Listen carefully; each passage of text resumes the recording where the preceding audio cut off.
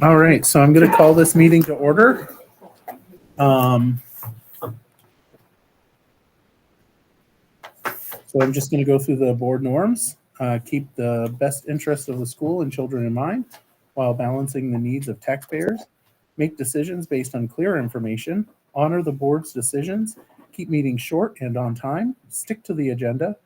Keep remarks short and to the point. Everyone gets a chance to talk before people take a second turn. Respect others and their ideas. So public comment is welcome.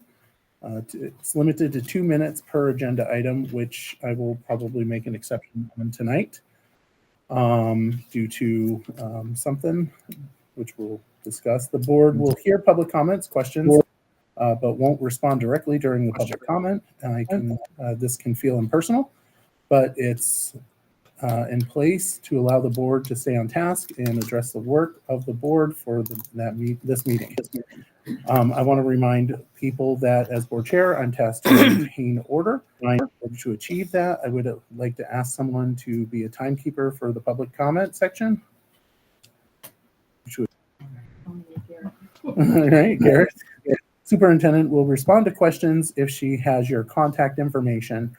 At this time, I would like to go, I will say something about public comment and questions. Really appreciated you putting them into the packet. I think that's something that would be really beneficial going forward.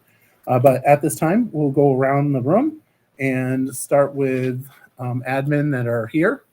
Jamie, if you could say your name and your position. Jamie Evans, Facilities Director for the Berry School District. Denise Rice, Principal of Spalding High School. Right. Sonia Spalding. Garrett Grant. Juliana Chicanelli. Michael Booten. Joanne Canning. Carrie Rail. Nancy Leclerc. Alice Farrell. Catherine Whalen. And online we have. Emily Reynolds. I can't hear you, Emily. Can you hear me? Can you hear me? Emily, are you there?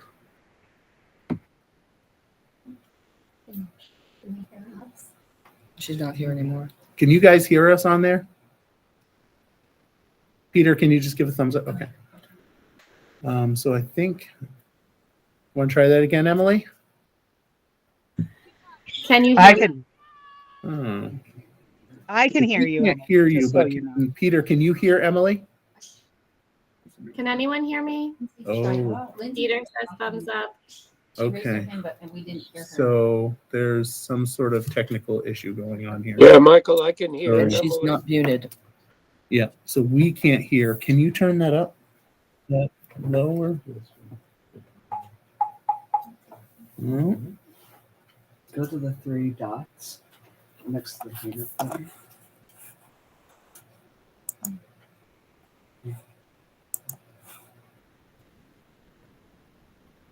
It should say meeting owl for both.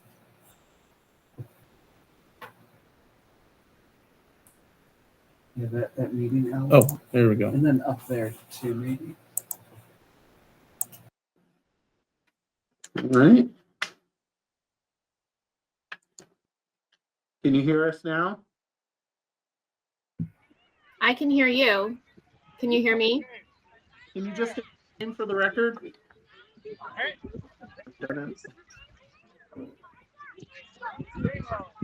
If they had the chat turned on, I'd let them know. If everybody could mute their. Okay. All right. We'll go on to the pledge and mindfulness moment. I pledge allegiance to the flag of the United States of America and to the republic for which it stands, a nation under God, indivisible, with liberty and justice for all.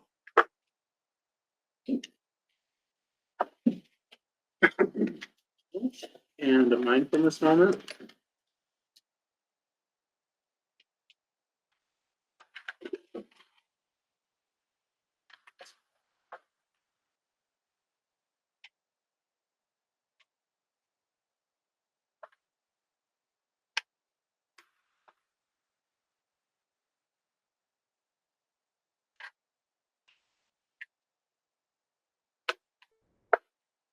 All right, additions and deletions to the agenda. Hearing none, is there a motion to approve the agenda as presented? You don't need an executive session, do you? For anything? I don't, but Okay, it's up to you. motion to approve the agenda as presented. Move that we approve the agenda as presented. Second. Motion by Alice, seconded by Nancy. Going around the table, Sonia. Aye. I should have said, is there discussion? Is there discussion? Okay, Sonia? Aye. Garrett? Aye. Juliana? Aye. Emily? Aye. Carrie? Nancy? Aye. Alice? Aye. Catherine? Aye. All right. Motion is, agenda is approved. Moving on to comments for items not on the agenda. This is a moment for the public to comment. Tyler?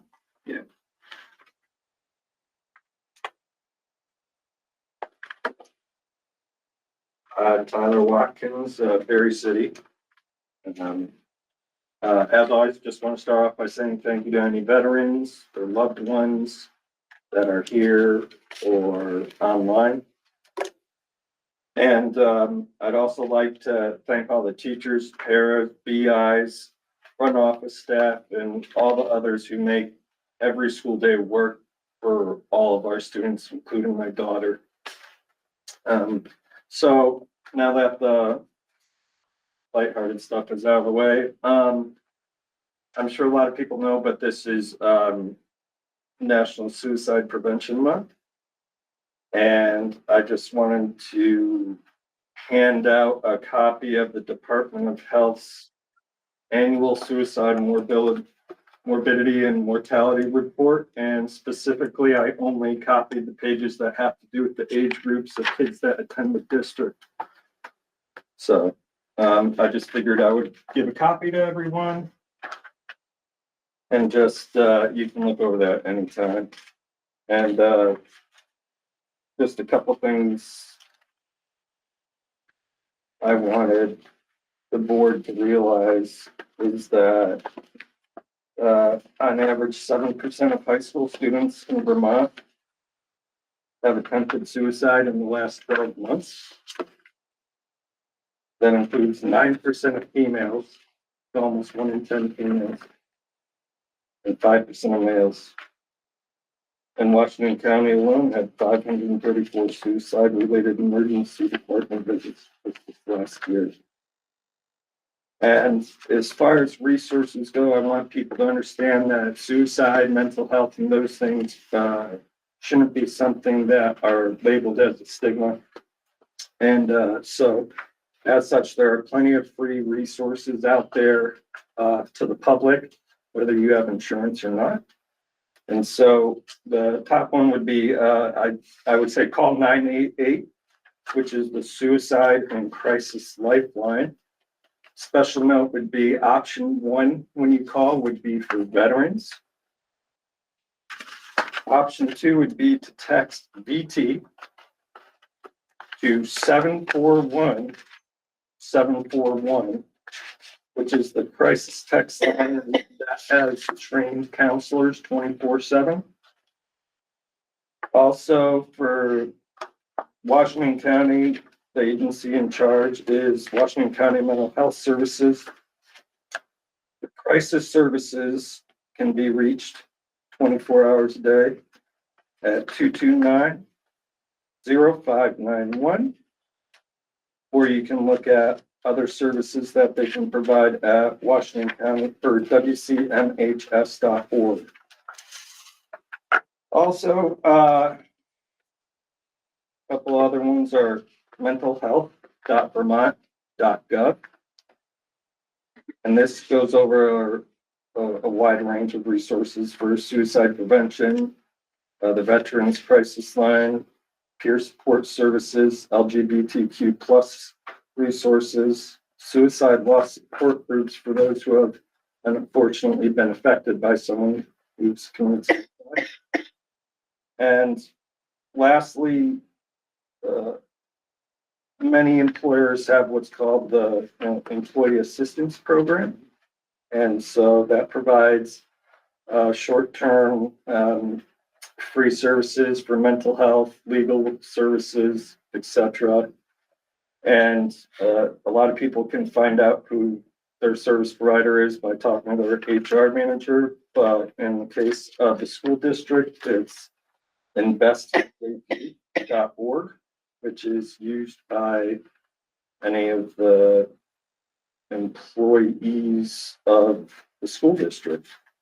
So that's all I want to go over, kind of just basic facts, provide the facts for you to look over later on. And yeah, appreciate your time. Thank you. Thank you. Appreciate you bringing this up. It's just looking at the numbers, it's really sad. 2017, 310, 2023, 506 for the number of suicide-related emergency room visits. And I'm assuming that the rest of the state of Vermont is having decline in ages for folks. So as children numbers go down, we're seeing our suicide attempts go up. If I'm correct, I don't know, but I'm making that assumption that. It's broken down by age group on the last page. Right, but I'm saying that I'm assuming our children, the amount of children in the state of Vermont are going down, but yet I see our suicide rates or not rates, but the suicide numbers are going up. And that means that the rates are getting higher, which is really sad. So thank you. Is there any other public comment? Rachel? Thank you. I'm Rachel Van Vliet, a special educator here at Berrytown School, Berrytown resident, and the president of the BEA. I want to give a huge thank you to our community overall, but I also want to shout out some amazing people we have and who have such an important role in our community and in our schools, and that's our support staff, our para-educators and behavior interventionists. Do so much. They meet the needs of our students. They help students work towards goals. They support some of our paraeducators, support in the front offices. They work with some of our most intensive needs students, and they have the most direct time with students during the day, more than any other staff member. So I just want to thank them for all the paraeducators and behavior interventionists in our districts. Your work does not go unnoticed. Thank you. Thank you.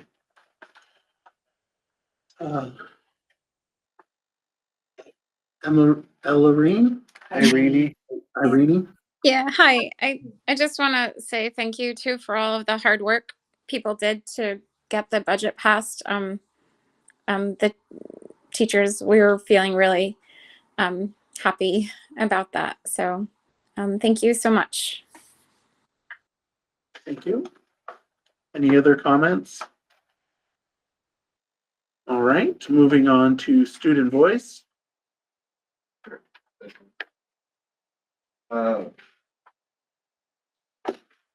Brody, student at Spalding. So this past week was homecoming, as hopefully most of you know. I just wanted to say, because I know sometimes you guys like hearing what we're up to, just students. So first off, for actual homecoming day on Saturday, we started the day off with a homecoming parade, which, at least from my experience, and since COVID, this was the biggest parade we've had in those 4 years, and I believe a good time before that too. We had the full Berry partnership involved with help from the fire and police departments, which without them wouldn't have been possible to do it this year.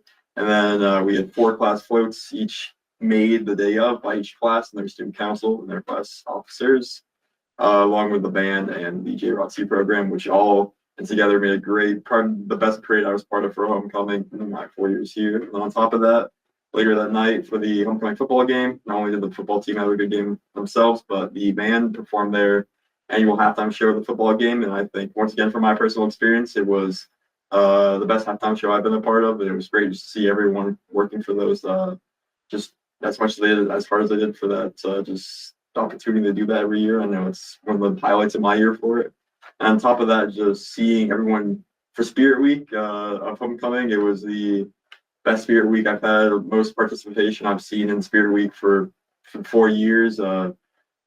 People coming in bringing shopping carts for anything but backpack day and full suits for Dapper Day. It was just fun to see people really happy coming to school, happy to just take part in something that was just, you know, fun and lighthearted. And outside of that, I know that with homecoming passing now, that the mentoring program we started with Dream last year is continuing this year.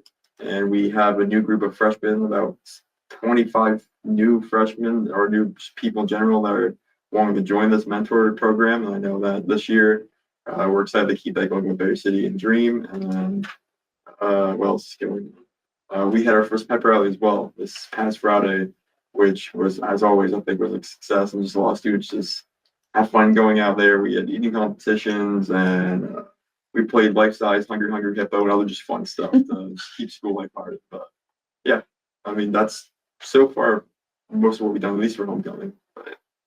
You have video of the life-size Hungry Hippo. I feel like Mr. knows. We have some pictures. I'm not sure we have some videos, but Can yeah. we get that on the web? Oh, yeah, absolutely. I think I can speak for the board and Yeah. say that we want to see that. Yeah, it was good. Post on Facebook and everything else.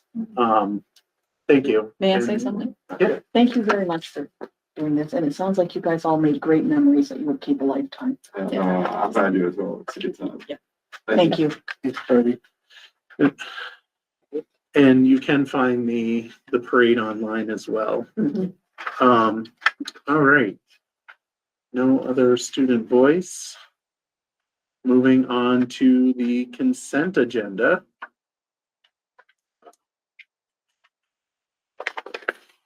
Yep. All right. So that's regular meetings, September 11th, 2024. And warrant approval for September 12th, 2024 and September 19th, 2024. Is there a motion to approve the consent agenda?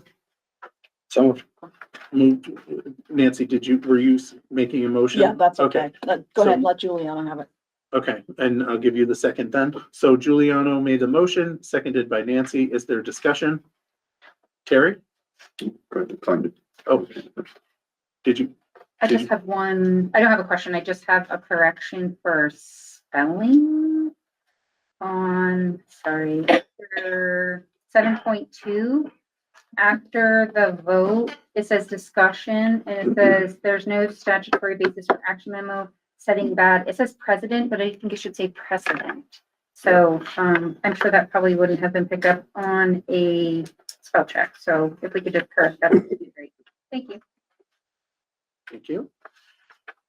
Terry? I got some warrant questions. I can certainly follow up with you. Just because I got a bunch of them. I did notice still with C staff transporting kids. I know students, I know we had talked last year that that's not ideal. And I see that we're still doing that. So are there issues? Are they, so if they have a student in their transporting a student in their vehicle, do they then fall under the school's insurance? I would assume so. They do, but the secondary insurance would be theirs. Okay, so do we make sure they're insured? We do make sure that they're perfect. insured. Absolutely. Good, thank you.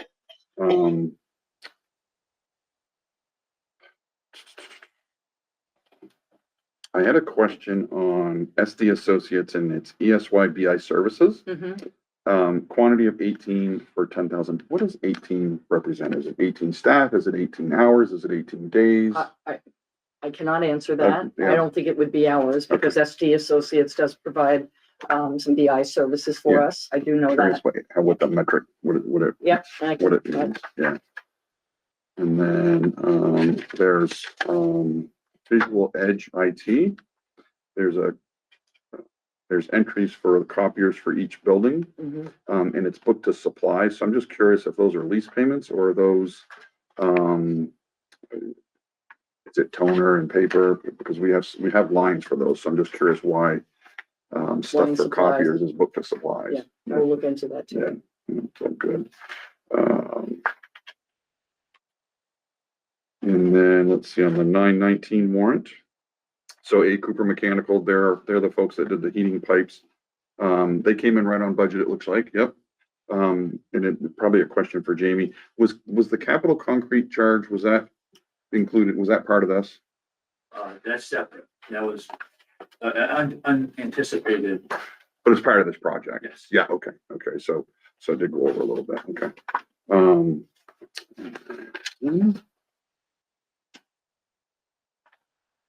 Also kind of the same Green Mountain Behavior Consultants. Yes. So again, when you look at the volume, and you kind of take that and divide it by the quantity, it's a pretty significant number. is. Can we leverage that spend and negotiate a rate, or do we just pay the rate they say they've got?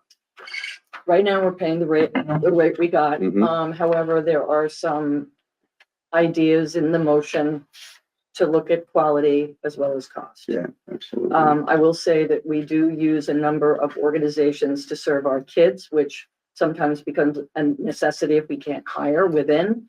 However, that does create sometimes different ways of working with kids. And so we are looking at that this year. Yeah, good, awesome. And then, so our flood damage. So, I was a little shocked to see how much this thing went over. Yes. Why such a big mess? Yeah, since we have Jamie here, I'm gonna ask him if he would respond, please. Now or later in the? Right now. Right now. Okay. So, the flood damage we had this year, it was similar but different from last year.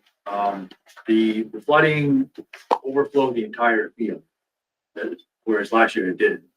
And so the track was heavily damaged more this year than last year. The infield of the softball field was damaged this year. It wasn't damaged last year.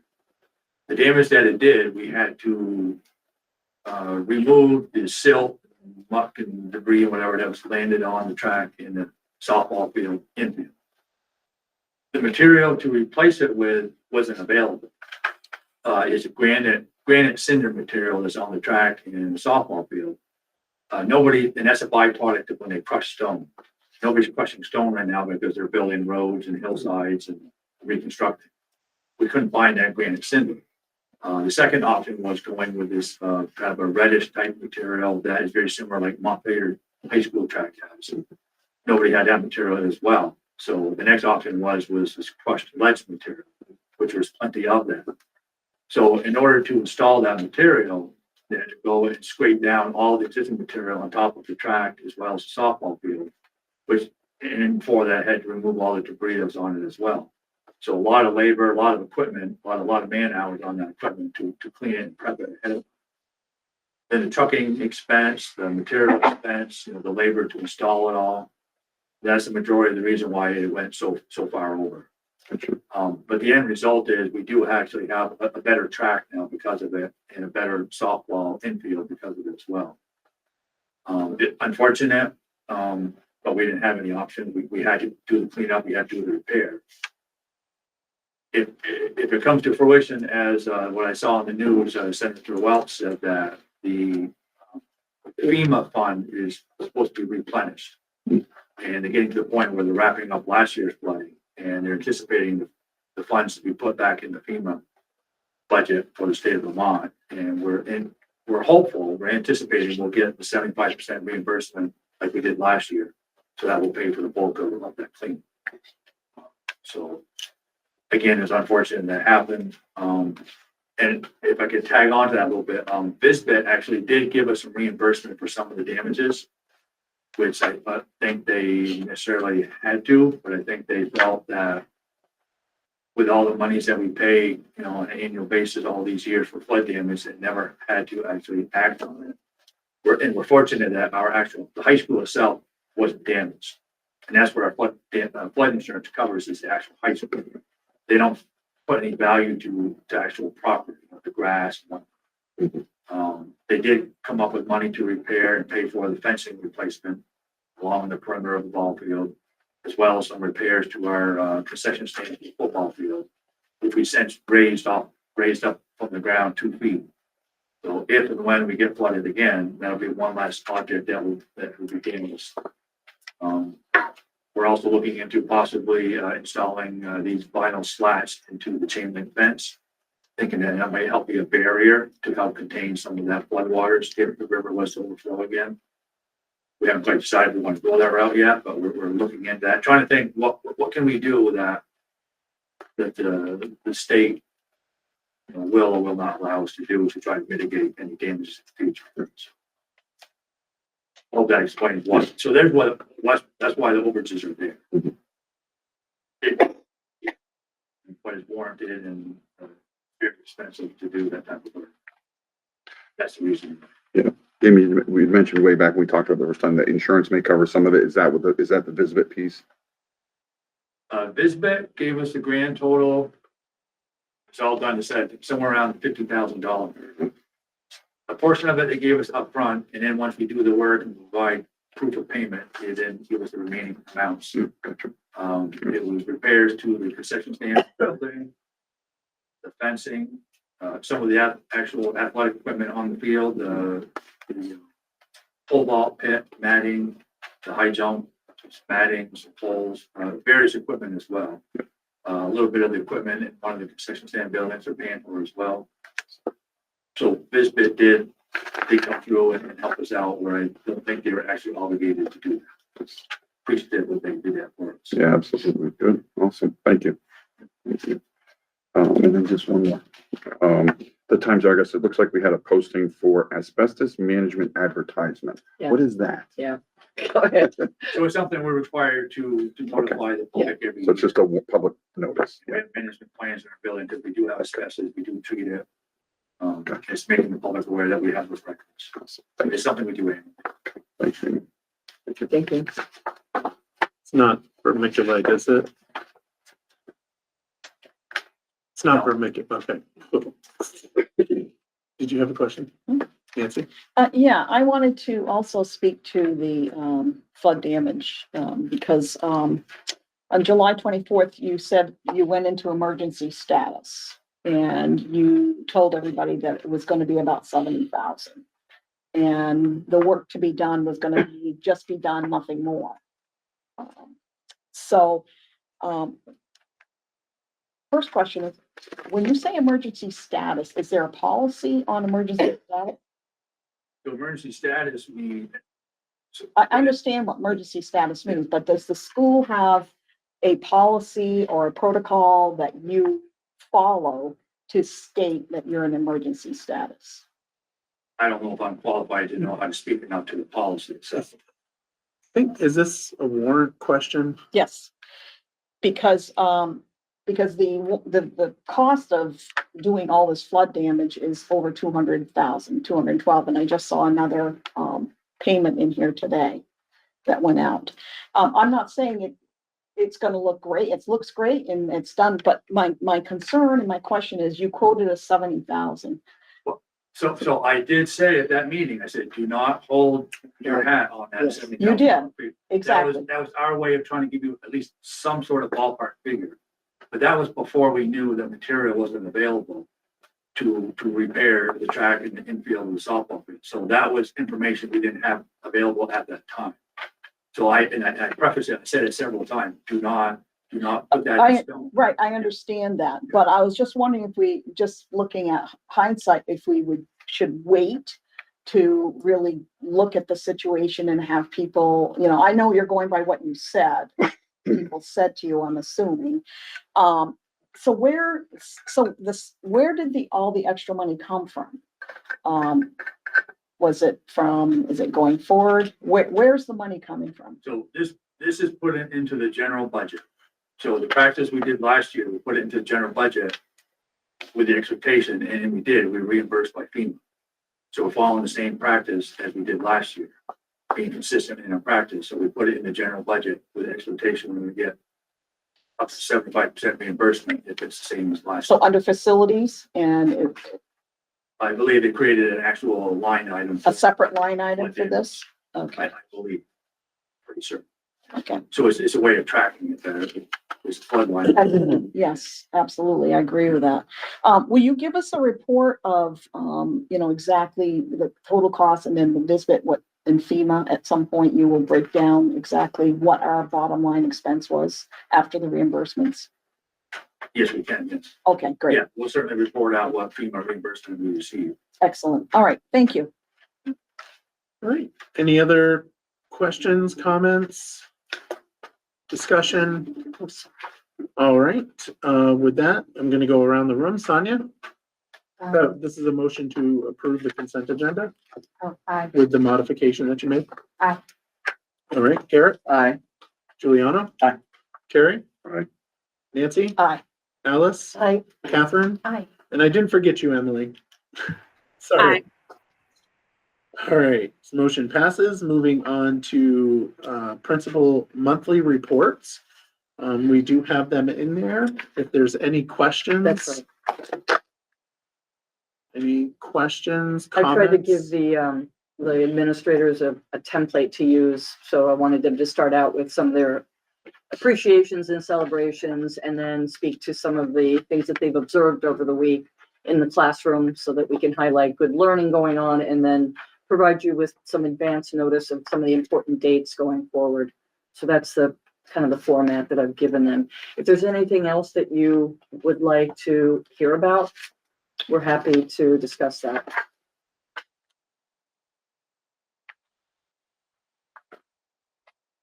Carrie? I'm glad you're in here. One of the questions I had, this leads me to a question, because these are links in here. So as we move forward and we have a record of our meeting, these are links. That's right. So are these going to be maintained in perpetuity or whatever? They will be maintained, but to your question, Nancy, I think you asked if we were updating a report that was in the link. No, the linked document wouldn't be, it would be another document. So for instance, if I gave you a link to the board's planning work plan, that's always getting updated, but the one that you saw on your agenda would remain the same. Okay, so the information provided at the time of the link. Correct. Remains the same, and it doesn't auto update as you go forward. Correct. Yep. Got it. But reading through these, one of the questions that I had in it, and we don't need to discuss it now because this is just building monthly reports, but that maybe we can have a conversation at one point. But I see in the Berry City report that there's mention again of the inability to find an athletic director. Yes. And at some point, I maybe when we get into the next budget discussion, why do we need building athletic directors versus one? Good So, question, Terry. Anyway, Yeah. thank you. Yeah. Garrett? I was excited to read about the no sell to Bell, and I was just wanting to know a little bit more about that. It's going really well. In the classroom, teachers are either just making sure that kids aren't using them, or some teachers actually have a place where all the students are placing their phones, so that it's not the temptation when you feel the vibration in your pocket to answer the phone. And they're finding kids more focused, or more available for learning, rather than the focus on the social media. They still have kids in the hallway immediately picking up their phone and doing that, or when they go to the bathroom, the phones come out again. But compared to last year, the teachers are, really excited about how things are going so far. And most of what I've heard from parents is also very supportive. So I think overall it's been a good change. Thanks. Would you say so, Brody? Yeah, I think from years past, that's you've done for that. Great, thank you. That was my question. Thank you for providing that. I was wondering how the parents were, if they were supportive also, because I know some parents like to have that immediate contact. I had a couple of parents actually at football games that like searched me out, and they were happy about it. I was expecting the opposite, but because there are parents who they want that immediate contact. But everyone who's approached me at games or anything like that has been very appreciative. Excellent. I was happy to see this. I mean, I'll pile on this because it's one of those things that I've been very much pro for, is getting rid of cell phones in our schools in general. As our country, our state, they're all moving towards that, no cell phones in the schools. And I think it's great. I think Harwood that did the Yonder pouches, which for those that don't know what Yonder is, it's It's just a little pouch that locks when you come in. You can't touch your cell phone throughout the entire day without getting it unlocked. And although I appreciate it that it's in the class, I think there's some benefit to not being in the class. Because like you said, the kids come out of the classroom and they immediately go to their cell phone. Whereas if they didn't have access to it, they would be talking to one another. And I think that talking to one another is far better than checking your social media and all that wonderful jazz. Of course, I'm just old, so anyway. Nancy. Is anybody here from Barry? Oh, go ahead, Juliana. You haven't spoke yet. I'll speak. Just a quick question. There's some new technology coming out that ties medical devices to phones. Do you have a So, workaround for that? so when there are students who have it, like for, I think you're referencing, some diabetics have their, Yes. The Dexcom. yes, where it's tied in and they know their sugar levels very quickly. Those, they could still carry them on them, those are accounted for. And a lot of our kids still carry them on them. Just because we don't risk kids when they come into the classroom, make sure your phone's away, because they are young adults and we want them to learn how to use the phone properly. But that was one of the topics that we discussed when we were going over the policy around no cell bell to bell, were kids that need it for medical reasons. And so that's addressed. Thank you. Nancy. Yeah, is anybody here from Berrytown? Speak. I wanted to get an update on the seeking a strong launch of our PBS system in the elementary school has been exciting. So I'd like a little more. Sure. That word was. Yeah, we're going to talk about board education later in the superintendent's report. So if you're interested in learning more about what the cell phone policies look like when you can't allow the cell phones versus things like that, Nancy, PBIS. Yeah, Absolutely. I'd like to invite the board to let me know what you want to hear more about. Okay. Yeah.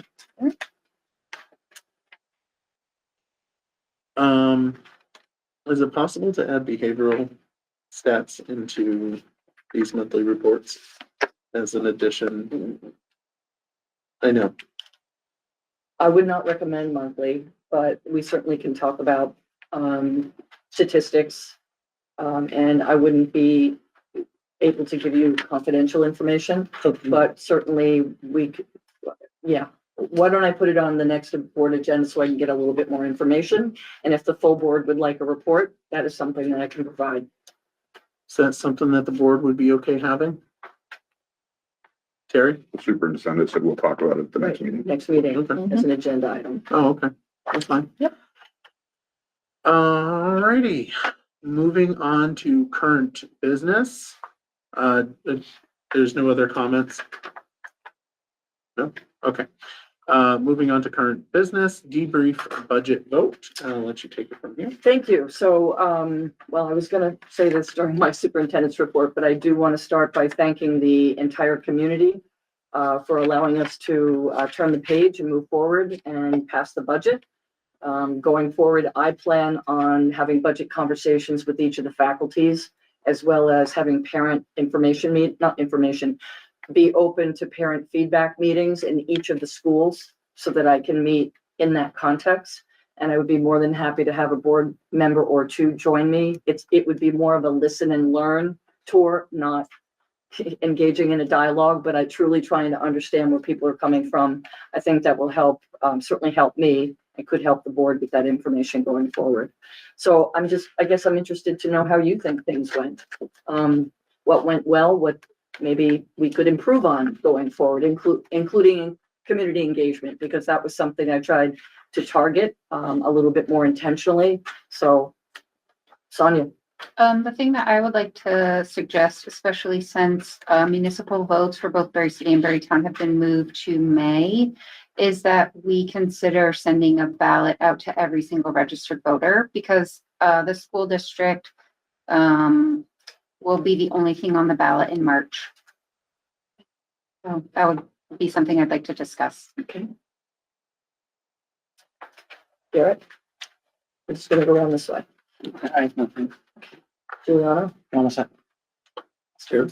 No, I always reserve the Okay. right for last. All right. Go ahead, Michael. You got Emily. I'm taking notes still. You got Emily. Oh, Emily. Can you hear me? Sure can. Thanks. I heard from a lot of parents about our superintendent's messages. Joanne sent out gentle reminders the day of the election, and parents really appreciated having that friendly, gentle reminder that today was an important day, so easily to overlook in our busy day to day. So it was very nice to have that friendly message. Thank you. Terry? Joanne, I would like to say that you definitely brought a calming environment to the end of this budget. So thank you for that. And I thank the community very much that we now have a passed budget. And thank my colleagues and the administration that we finally got this thing done and that we all worked collaboratively to bring this thing down from a 12% budget to a 7.5% budget. That's a win for everybody. So great job. Thank you very much. Thank you. No, thank you. Nancy? Yes, yes, I'm happy that we finally can put this behind us. But I also want to mention that I did support the 6.5 because I believed it was a better balance for the needs of our schools and the burden on the taxpayers. With that being said, I respect the outcome of this vote. Thank you. And the will of the community, because the community spoke. I'd like to think now it's time for us to all move forward, work together, and focus on ensuring that these funds are used efficiently to support our students, staff, and our programs. And I would like to also, before we get into the next budget, take a look to know that to be able to have our programs looked at, to make sure, because I've asked this multiple times, and I think it would be worth us doing that to make sure that we're getting the results of our programs that we have in place. And then, yeah, that's it for now. Thank you. Alice? The feedback from individuals that I have received, old, young, and in between, it's just been a sigh of relief on two counts. First of all, to have a budget in place, that's a really good feeling to know that the school district can go forward. But second of all, when folks in their own homes sat down and did the math for an 11.4% budget, it was frightening to them. They were really wondering about its affordability. And then when they did the math for the 7.4, it was a sigh of relief that it was manageable for them. And I think that's something that really brings the community together, because individuals who have students in the schools, individuals who don't have, that there's a coming together for that so that everybody understands it. And then just to follow up a little bit, going forward, I think going into the next budget, what I would like to see is some real significant data on what do we own? What do we have in storage?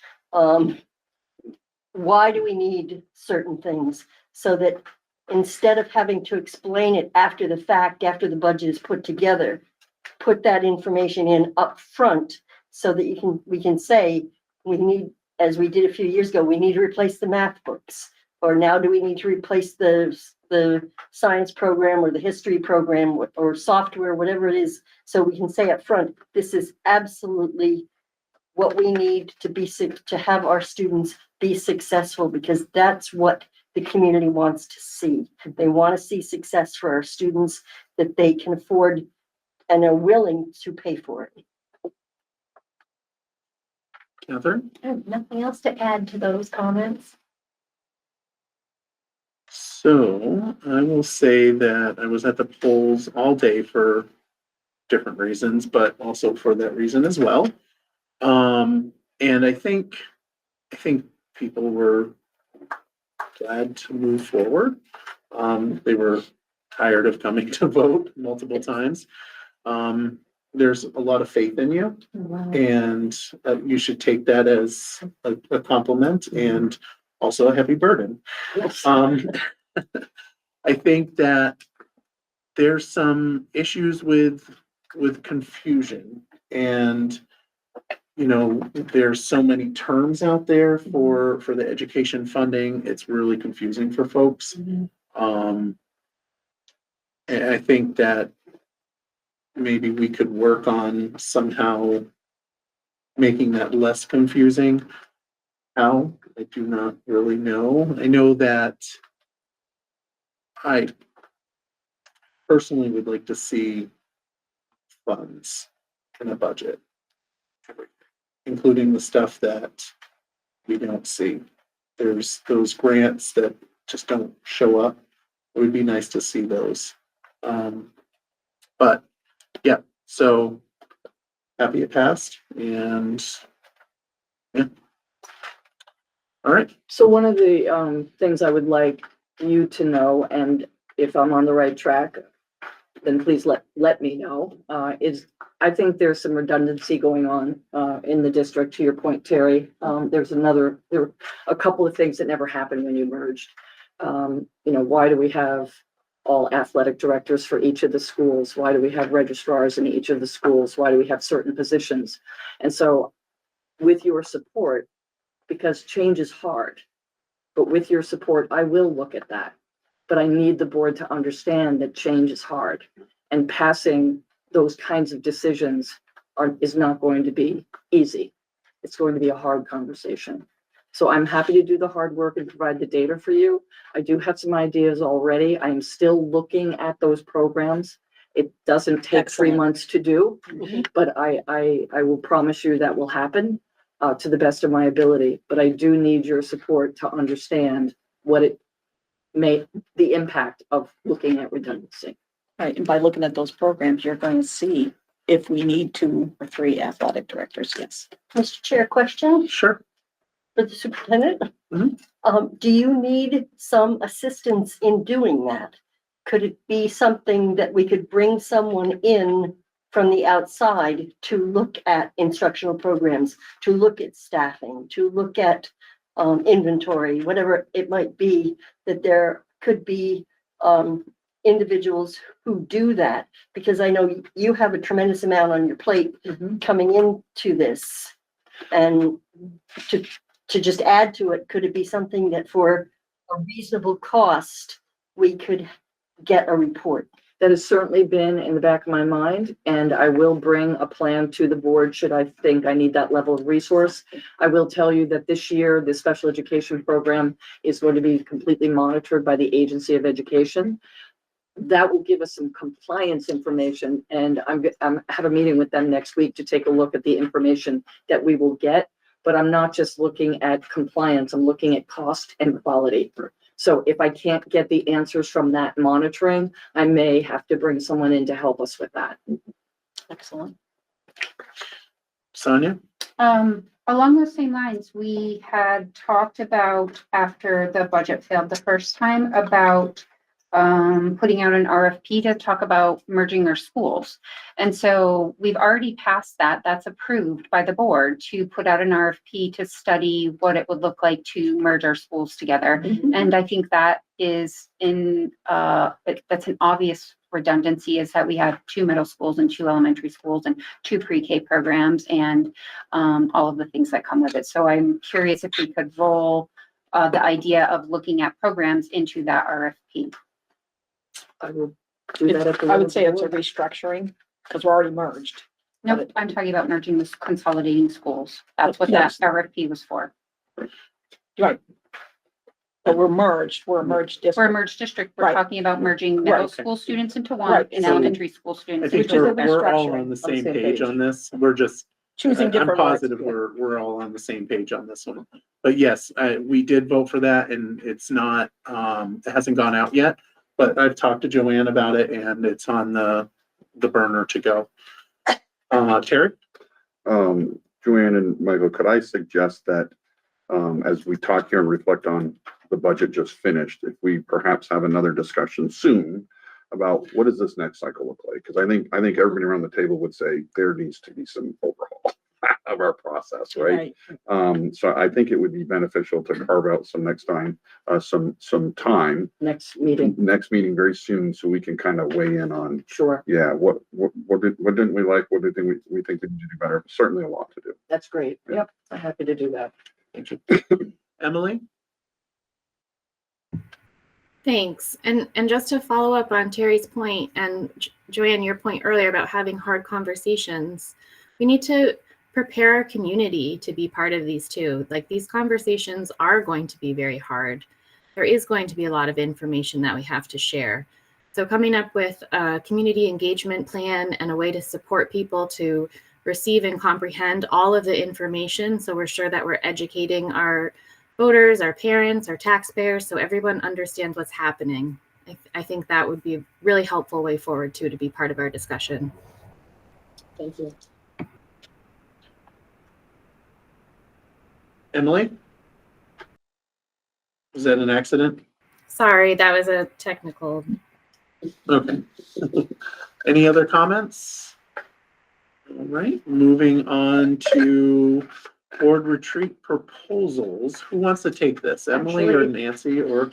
I'm gonna defer to Nancy. I will, because I'm the one that kind of took the lead on this and put it together. And I first of all, I'm gonna apologize. I left my, all my information at home. It's sitting on my printer. I printed it out and walked it, but I recognize it. I have Tracy's email if you want that. No, I've got it right in front of okay. me, but thank you. So so first of all, I'm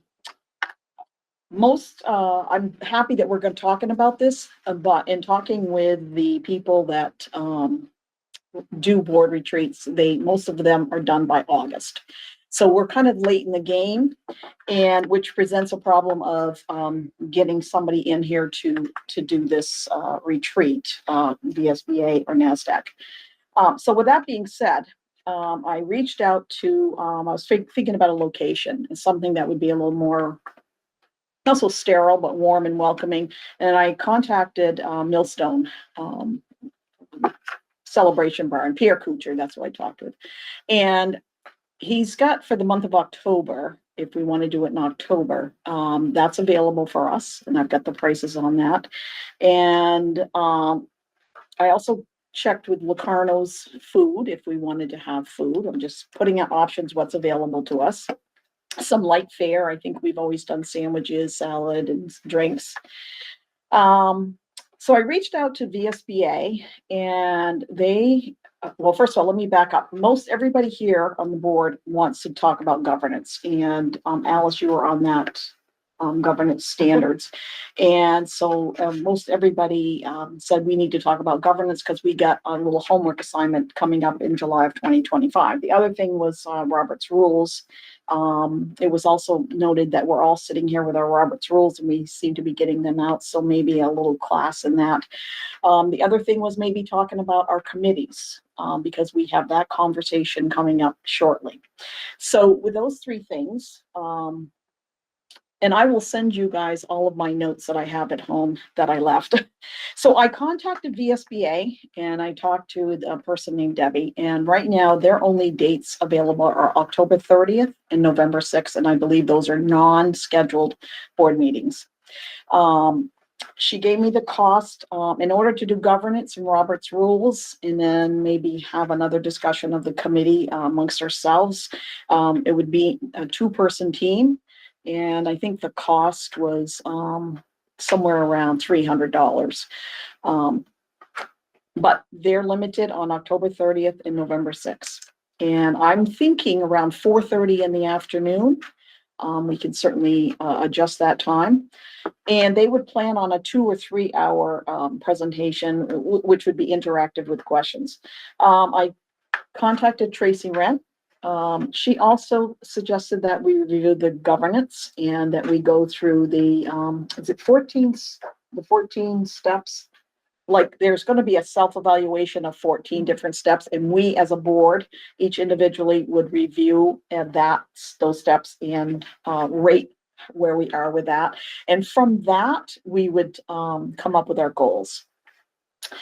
She also said something about, exploring one area of board practice, on community engagement, focus on that. And then she gave this a cost of $150 an hour and mileage, but I will send all that too. I did call up, David DeRusi from NASDAQ. They do not do board governance and they do not do Robert's rules or would be involved in our committee discussion. They are, mostly would customize what we want and they would like to, they get into like strategic planning, people, working with people to resolve issues and stuff like that. So, I explained to them that might be something that the board wanted to focus in on, a customized meeting about any strategic plans or just a work of the board to resolve issues. But we would get back to them at a later date. Then the last thing is that we do it ourselves. I was thinking maybe potluck, if we didn't want to have some food brought in. But we've got members on this board that have knowledge and skills that could probably lead us in the board governance. Alice was on that board. She's very familiar with the 14 steps. We have Terry Rail is very familiar with Robert's Rules of Order. Sonia is with VSBA. And anybody else that we feel that could contribute in talking about committees. So that's another option. A couple of suggestions that, I think the last one we had, there's a board member that's taking notes. I would suggest a scribe or somebody there sitting on the side to take notes so that all board members could participate equally and they don't have to worry about taking notes. One board member mentioned about having the meeting videoed. I gave that some thought, but I want to make sure, I think we should make sure for the new board members, everybody feels comfortable. And I don't know about you, but when I feel like I'm being videoed, I'm not as relaxed and I'm not as open to be able to say things that I might, not that they would be bad, but I just think it allows for a more relaxing, event and, to be able to speak a little freely. Let's see. Yeah. So that's it. I will send all this information to you tomorrow. But if we want to talk about it or discuss it or vote on it or however you want to move forward, board chair. Comments? Emily, do you want to speak first since you were part of the committee? I'll speak first, but I'll be perfectly honest. I could not make the meeting that Joanne and Nancy had due to illness, so wasn't really involved with the decision making. Thank you, Nancy and Joanne, for doing all that work. I appreciate all the options. I personally would support the VSBA governance, Robert's rules, a 2-person guidance team for $300. I think that seems reasonable. I've said many times that I'm not comfortable participating unless we have a third party and that the retreat is recorded. I had a very unpleasant situation with our first retreat, and I really have to insist that it's recorded and that we have a mediator. So I would support the VSBA.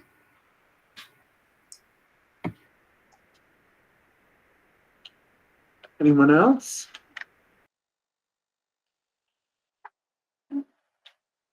Another option is not to have a board retreat.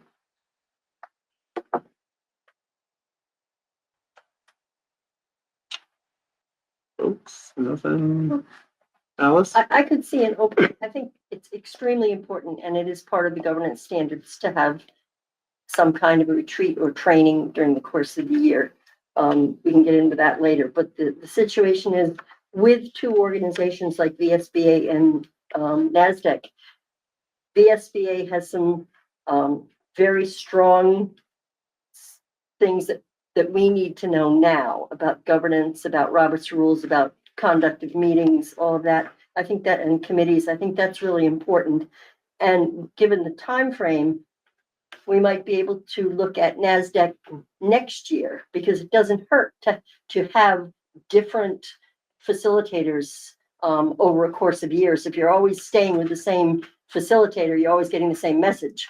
So, if you switch off alternate years or try years or whatever it might be, that might be a good thing. And I would not be in favor of a self-designed program. I think that, it's always better to have someone come in from the outside, regardless of how much you respect your fellow board members. I think it's important to have someone else come in and bring insights from the outside world.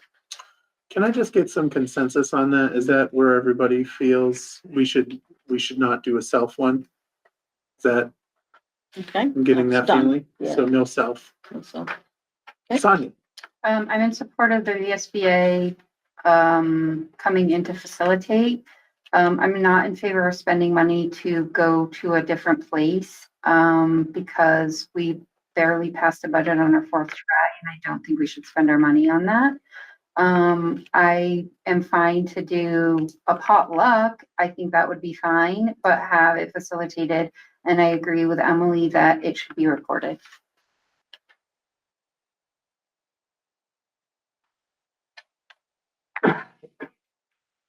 right. So, I think, I mean, it sounds like we've got two different things. We've got training, which is the governance and the, Robert's rules. And then the question about a retreat, which is more of a get to know folks. That's the way that I remember it from last year. But so what do we want to do? Do we want to schedule one of the, I can tell you I cannot do November 6th. So if you do VSBA, it's October 30th or November 6th. Yeah. They might be able to squeeze something in earlier, but it's gonna have to be on a non-scheduled, non-board scheduled meeting. So it's gonna be an additional time for everybody, in addition to our twice a month board meetings. That's why we get paid the big bucks. I must have missed that, so. Do we want to do October 30th and ask, so I guess, do we want to, it sounds like consensus is VSBA for the most part. So let's, yeah. I think that's what, so VSBA to do training for governance and for, Robert's rules. Is there a motion for that, Terry? Well, so why isn't that the retreat? Why are you calling it training versus a retreat? Why can't that be Right. the retreat? Because governance handles a lot of that, how we do things, right? Which, I think it's the retreat. I don't think we don't have money budgeted for training anyway. So, to do something separate and call it training, I don't think we have the funds to do it. So this is our retreat. And Okay. governance is Yeah. coming. I mean, it's something that we have to get up to Right. speed on. We were fortunate enough, Emily brought it up last year, and that date's coming. It's not that far away. Okay. So do somebody want to make a motion to go with VSBA for the 30th, or, I mean, is the 30th work for folks, or do we? Okay, Or anything on our calendar, our school calendar on the 30th? Put it on our school calendar. No, is there anything else that would Oh, conflict you know that what? week? I have not, this is the first time I heard the dates, so I'm gonna have to look at that.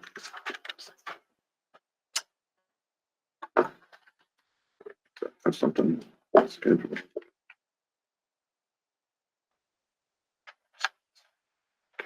So NASDAQ is out. yeah, NESDEC, I don't think was ever for training. That, I know the one that I submitted was specifically about bringing us together about our why. And, which is the reason why I was willing to donate part of my stipend for it. Yeah, and I don't know if we really want to, I mean, my personal thought was, do we really want to go down that road? But, you know, I think the board governance, everybody seems to be in agreement that that's something we need to focus on. So this would be a great opportunity to do that and allow us to collectively evaluate and then come up with some goals. Right, so does the 30th sound good? There is nothing on that week. Thank you, That Terry. week looks good, Good. Okay. except Halloween the next night. So we have to make sure we save room for candy. Okay. Sorry. So VSBA, October 30th, the time of 4:30. Does that work for everybody? I think you'll find that if you're just doing those two items, you could probably do 6. Well, what I was thinking was, if we do 4:30, we'll have the light fair come in, we all have eat and something and then just have a little social time.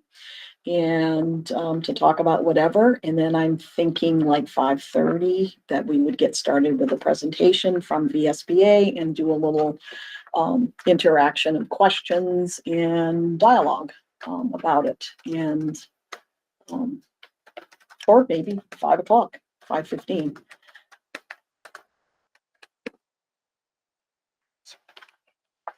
Is 4:30 going to be a good time for everybody to be there? I'll Let's have to ask get out of that. the tree stand early. Okay. What was that? I have to get out of the tree stand early. Oh. It's gonna be getting darker. Anybody else? And what about Locarno's for light fair? I reached out to her as well. And they can do some sandwiches or subs or whatever we decide we want, pizzas, drinks, cookies. I mean, we can come up with that after. And the agenda would be the governance, Robert's Rules of Order, and then if we get time, talk about the committees. Okay. I'll make that motion. All right, so you're making it for 4:30? Well, the motion has been made. Is it 4:30? Is that? If everybody's cool with that, if not, we can, I'll adjust to Well, whatever. I think we're just missing something, location. I would like to do Millstone. I did talk to Pierre. They have a heated room there. We have access to a kitchen. It's just a inviting place to be and it would allow us to be relaxed. I do have grant money for this. Okay. This will not come out of the operating budget. Oh, okay. Excellent. So 4:30, Millstone. Food by Locarno's Creative Kitchen, VSBA, October 30th. So that's Terry's motion. Is that correct? Sure. Expressed concern about 4:30, but I'd like to clarify, will it be recorded? Is that part of the motion? Or is that the plan? It's a meeting anyway, right? So typically it's a regular meeting. We just haven't recorded it, but there's no reason. And honestly, with the new open meeting laws, we'd have to anyway, because it's a warned meeting, right? No, Not a there's retreat. a difference between, Yeah, a retreat. the board working for, like having an agenda, you're doing something, and then for training purposes or something that's internal for the board, it doesn't follow under those rules. We're not making decisions for the district. We're internal. so the motion was 4:30, October 30th, discuss governance and Robert's rules and potential committees. Motion by Terry, seconded by Nancy. Is there a motion to amend to make it recorded? Yes.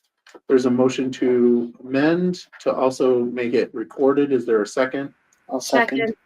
Seconded by Garrett. Any other discussion? May I ask clarification, Emily, would you accept an audio recording or does it have to be video?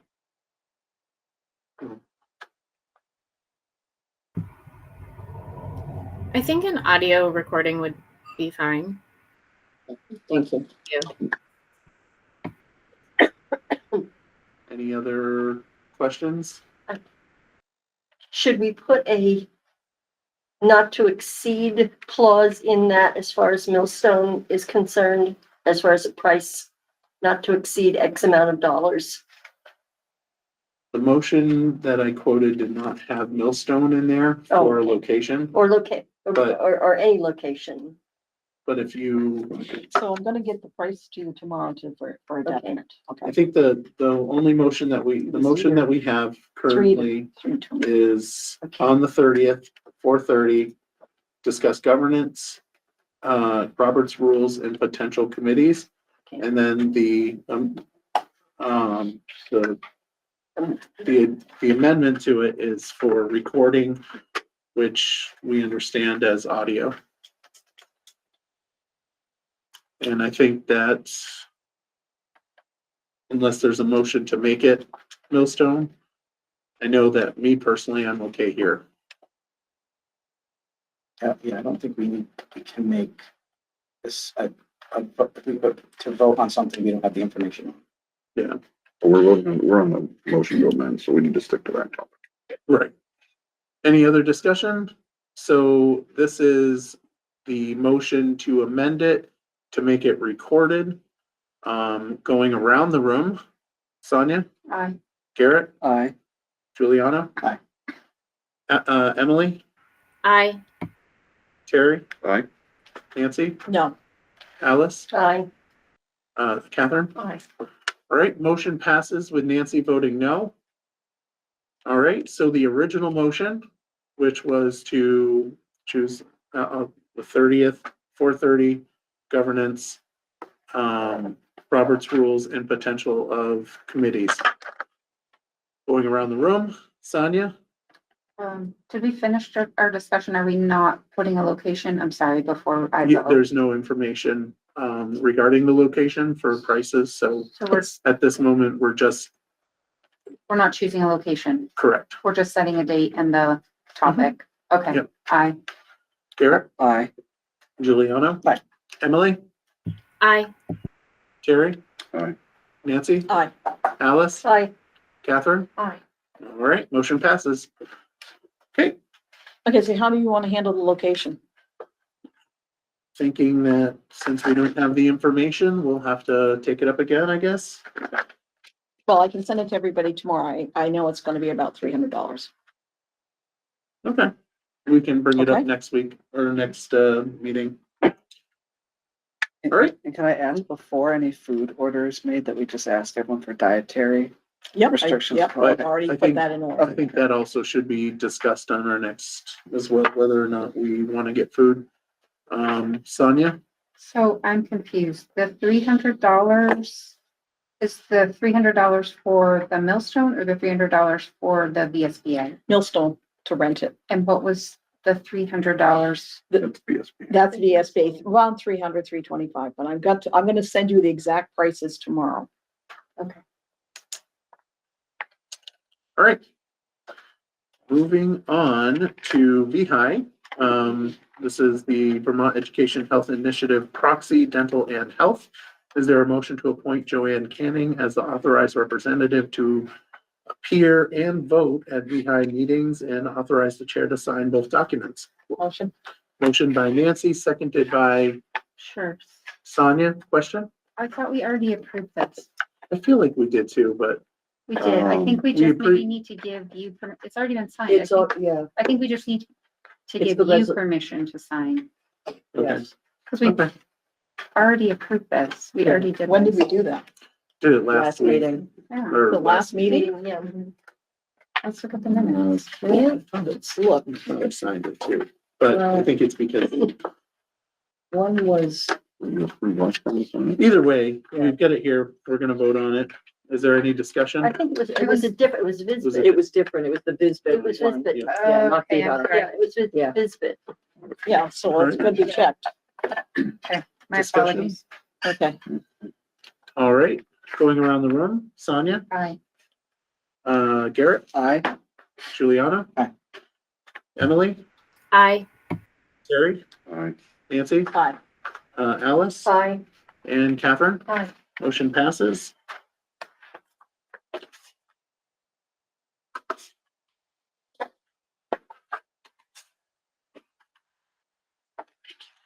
All right, moving on to second and final reading of the board meeting's agenda preparation distribution changes. Is there, We skipped one, 8.2. Here's my two. whoa, whoops, well, I'm sorry. Okay. BC EMS propane tank replacement. This is a multi-year agreement with free tank replacement. Jamie, please join us.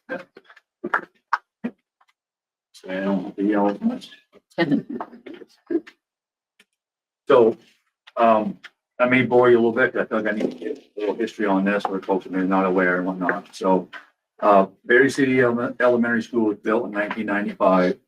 We have 4 underground propane tanks that the school owns. They installed it when they built the building in 1995. So there's 4 underground propane tanks that services the kitchen needs as well as the backup heating source for the building. So, all these years, they've been buying, miscellaneous repairs here and there. Late in the heating season of last year and then through springtime, we realized we had, just some mechanical, issues with some valves and parts that are above ground to a tank. So we reached out to Irving, who is our propane provider, as well as they service any propane needs that we have. They came on site, did some inspections of the equipment. We had to shut down one of the tanks at the moment because they realized there were some parts to the tank that wouldn't allow us to use the tank safely and properly. As more time went on from late spring to early summer, realized we had another issue with the second tank. So in Irving, much like a lot of other contractors, the way the world is right now, a lot of people are short with help. So they were having a hard time finding a service manager to come on board and help us with the situation. So by the time they did have someone on board and he was playing a lot of catch up, when he came on board, it was well into June.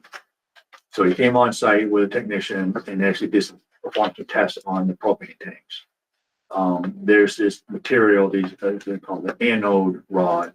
There's these rods they put in the ground that can assess the condition of tanks. It'll tell you if the conditions are appropriate or not to hold the propane. They did those tests and determined that these 2 tanks no longer passed that test. Okay, so now we're into an issue where we need to replace these 2 tanks. Once you start getting into a project like that, you've got to follow current codes, current safety code, building codes of today, and not from 1995. So based on the size of those tanks, proximity to the building, today's safety codes and all that, we all of a sudden had kind of an issue like, can we put these tanks in the same location?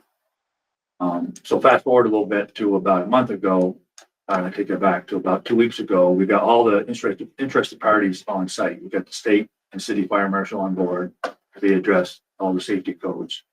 A couple representatives from Irving Oil, myself, the head of maintenance for the city school, John Walker, we all met on site and discussed what our options are. They did propose a couple different options, one of them being out in the midst of the parking lot near our generator.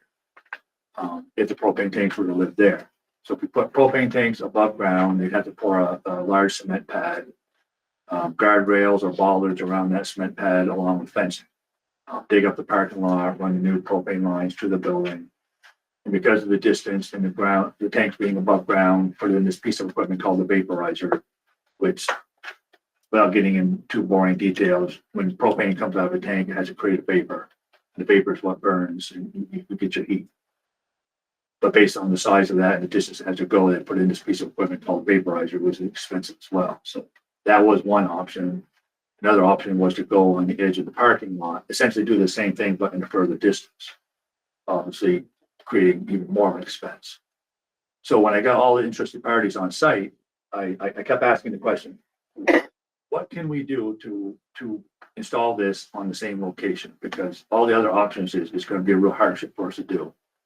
So we hemmed and hawed back and forth, asked questions, and finally some light bulbs started going off between Irving and the city and state fire marshals. So it was okay. If we were to put it in the same location, what safeguards do we need to put in place? We have enough distance between the building and the roadways and whatnot. They started realizing, yes, this is viable. We can do this. So they went back to their offices, started doing some math, and this is what it's going to take to do this. So essentially what they came up with is we currently have 4 2,000-gallon tanks that are buried. They would dig up the 4 tanks, install 8 1,000-gallon tanks, which essentially is the same volume, in the same location. They would put chain link fencing around all of that area, and it's the same location and it's included in the packet, a snapshot picture of where it is. So they would put fencing around, they dig up the old tanks, put new tanks in the ground, put chain link fencing around that. And then guardrail and outside of that to give it physical protection. Obviously, chain link fence isn't gonna stop a vehicle. And, we have brand new tanks that Urban Oil would own. They would own it, they would service it, it'd be their responsibility. Somewhere down the road, a couple of years, 10 years, whatever the case is, if for some reason we were to change vendors, the new vendor would then accept responsibility, ownership of the tank. That new vendor would essentially have to buy those tanks from Urban. So that's sort of the process of what we need to do. And the only reason I didn't share this part with you, because I just received it just yesterday myself. It is a bit of a pricey project. I don't know if this will scare folks or not.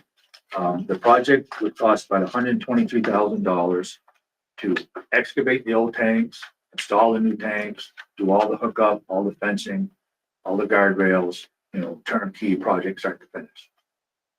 Lisa and I have been in conversation with Irving ever since yesterday through today, through email conversations back and forth about what is Irving providing, what is it that we're responsible to pay for. We went back and forth, back and forth. Today we actually got on a Zoom call with Irving folks and Lisa and I to figure out, okay, what does this all exactly mean? The $123,000 at the moment, they said, is our expense, school district expense to do this work. And so I said to Irving so what is Irving paying for? Irving is paying for the tanks and to hook the tanks up.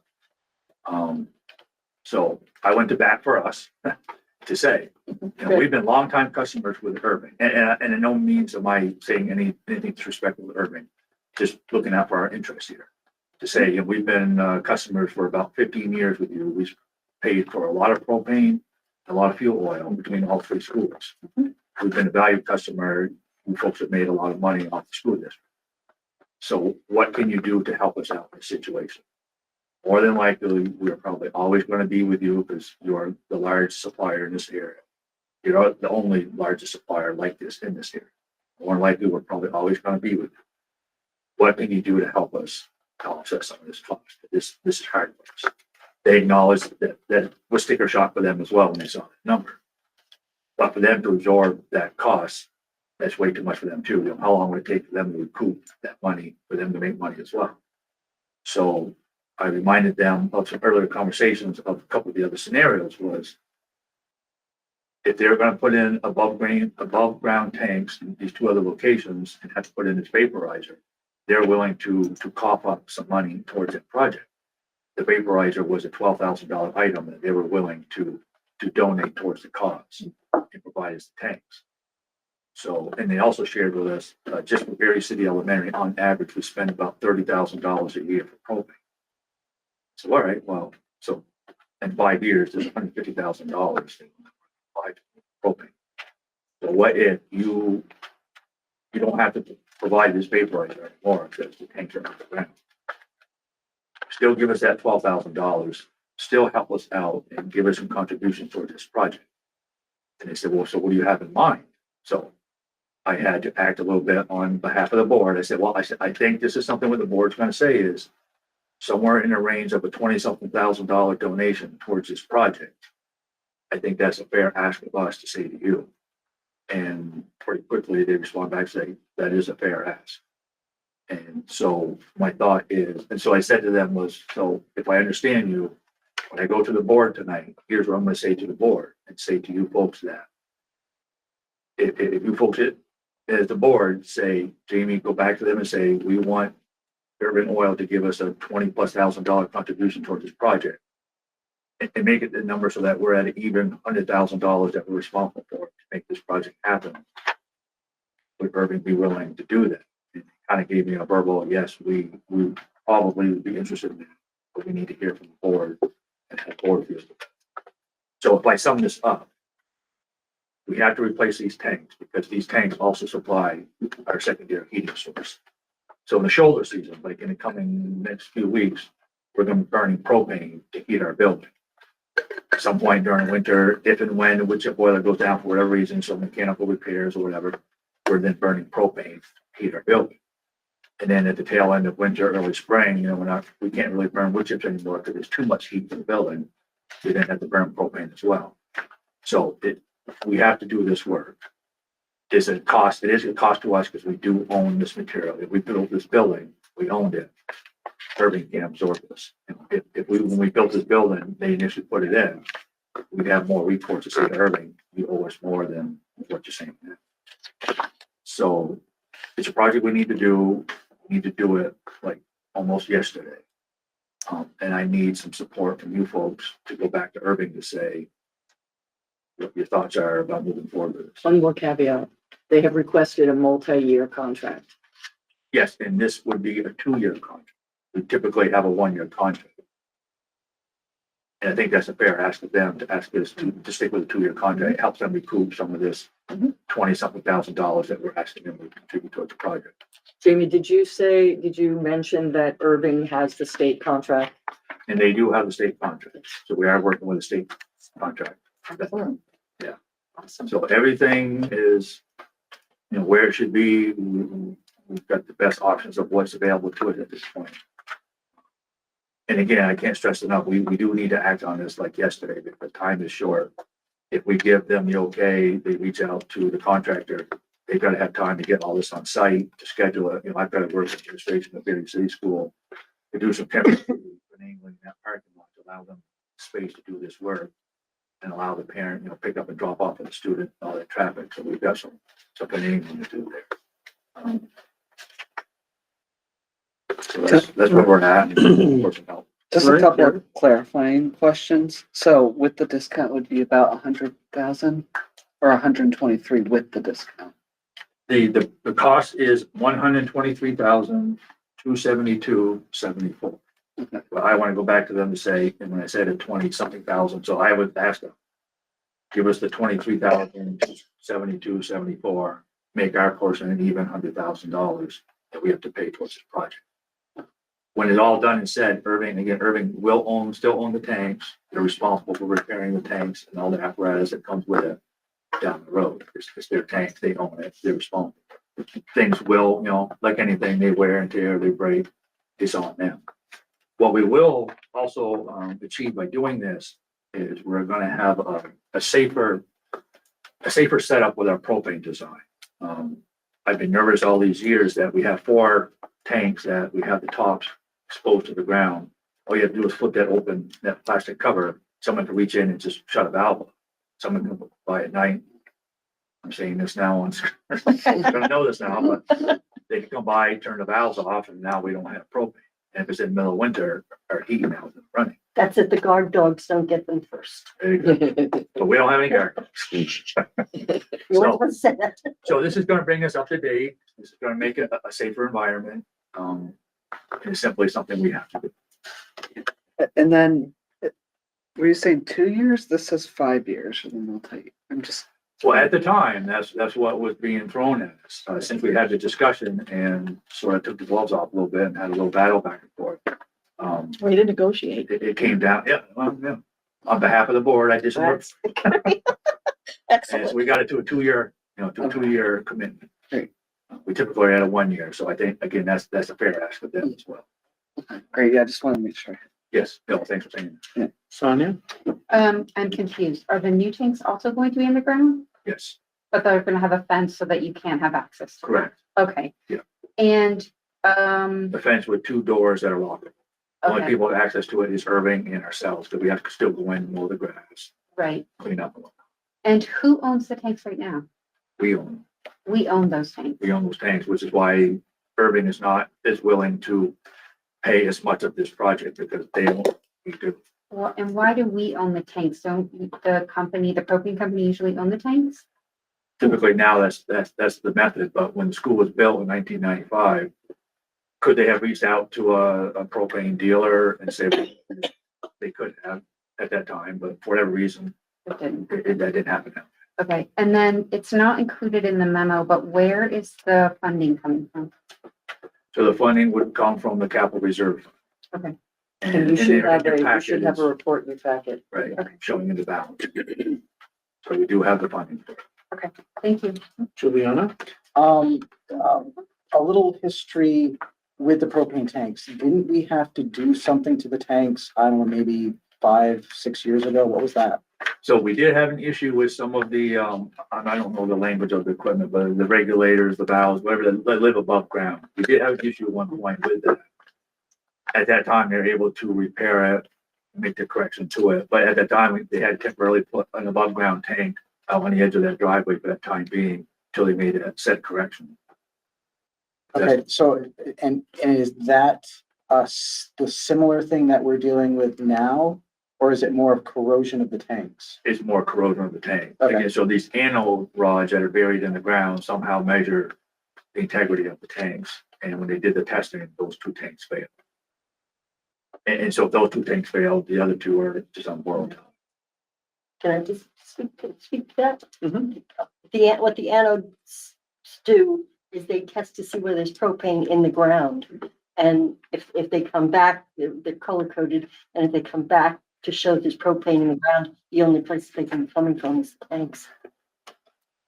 Oh, thanks. Ed, I need you to state your full name.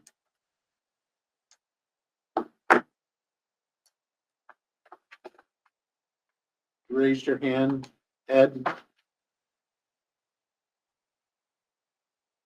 Okay.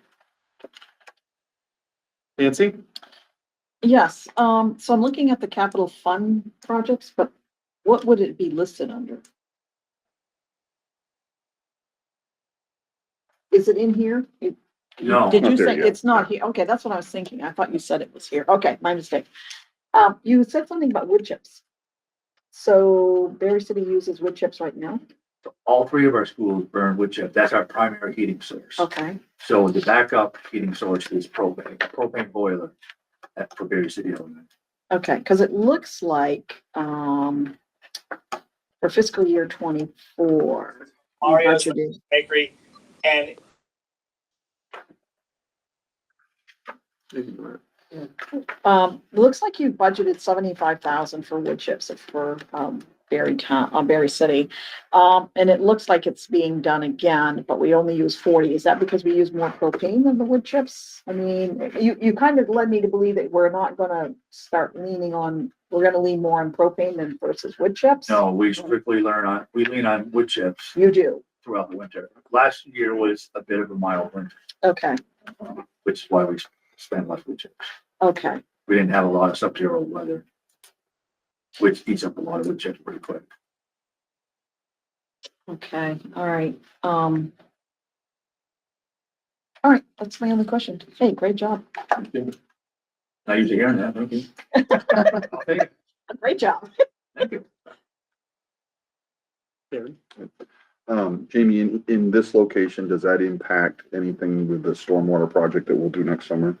No, No impact at all. and that was something I brought up to Irving as well, is if they wanted to put that out in the park, that would put a wrench into that storm. Right. Which is, we're so thankful that the state fire marshals found a way to allow them to install it in the same place and put these safeguards in. Yeah, awesome, good. Any cost or is the cost included for disposal of the old tanks? That is included in this quote. Good. And at this price, this doesn't need to go out for bid? And it kind of falls in that emergency status.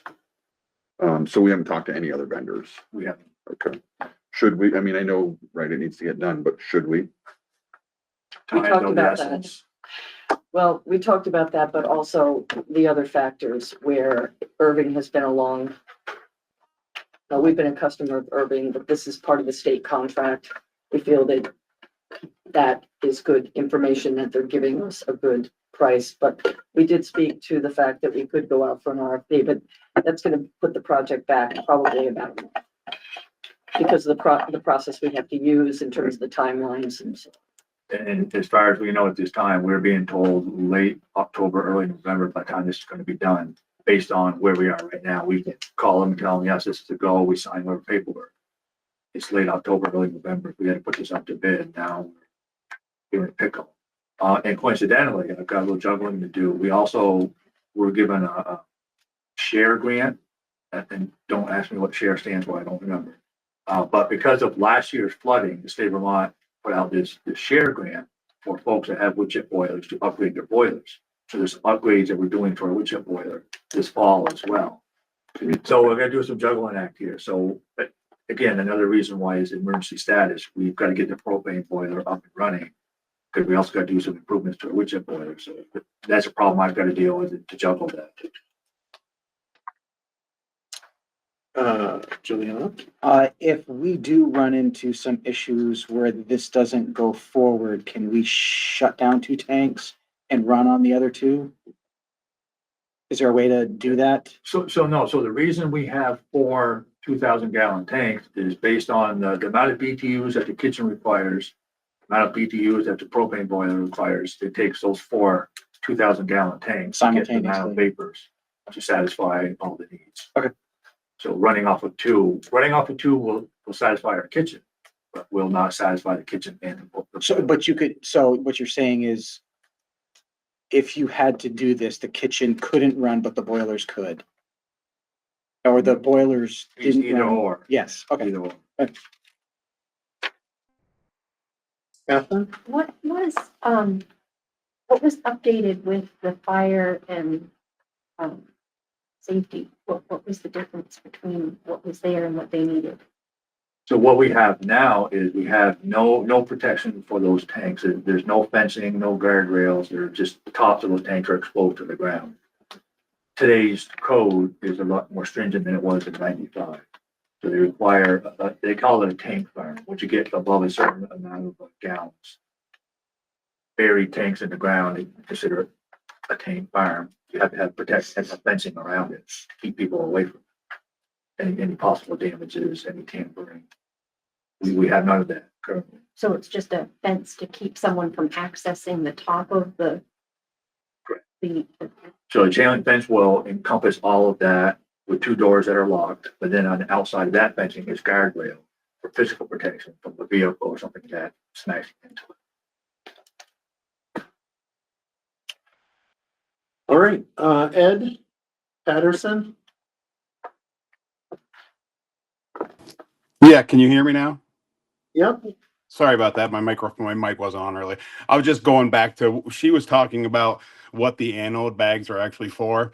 I'm just chiming in just so people don't get scared. You don't have a propane leak. The anode bags are for cathodic protection of the tank that's in the ground. So essentially it takes the rust away. It doesn't allow the rust to absorb onto the tank itself. I've been doing this for 20 years, so I just wanted to chime in real quick. I didn't want people to get scared thinking there was a propane leak. Thank you, Ed. Yeah, no problem. Thanks.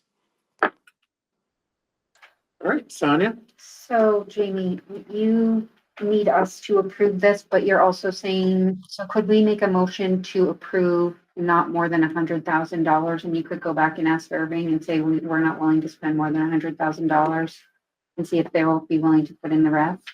I think that's fair. Again, with the verbal conversation we had today, again, I took it upon myself to say, if I'm speaking with the board, I think this is the direction maybe they would ask for is if you give us the $20-something thousand towards, as a contribution towards this. I said, I think the board's gonna go with it. And they said, that's a fair ask. I believe we can do that.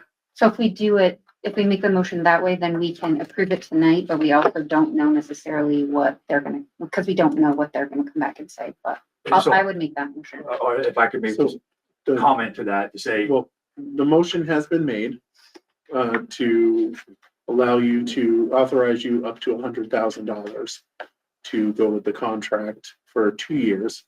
Is there a second? And use the or- capital reserve fund. Oh, Yes. okay. but in fairness, can I just share a thought? I'm not trying to change the motion. Yeah. So if, the motion is It to was allow seconded by Juliana. $100,000 on our portion to pay for it. And just for the discussion's sake, Irving says, all right, we'll give you an even 20,000 instead of 23,000. Then the other 3,000 some odd dollars I take out of the maintenance fund to make the difference. Right? It's gotta come from somewhere. Right. I just want to throw that out there that the board's aware of that, but I am gonna push for them to pay for the full 23,272.74, and we're even 100K. So, yeah, the we're motion- allocating 100 out of the capital reserve fund. Okay, the motion was for $100,000. So I think that want to restate the motion, Sonia? I would make a motion to authorize the administration to go forward with the replacement of the propane tanks at Berry City School for no more than $100,000 out of the capital reserve fund, along with a multi-year contract with Irving Propane. How's that? Okay, is that what you seconded? Okay. Is there discussion? Terry? So I don't want to slow it down, and Jamie's done a very good job with this and he knows what he's talking about. But our procedure references the bid law. And the bid law says that we must go out to bid.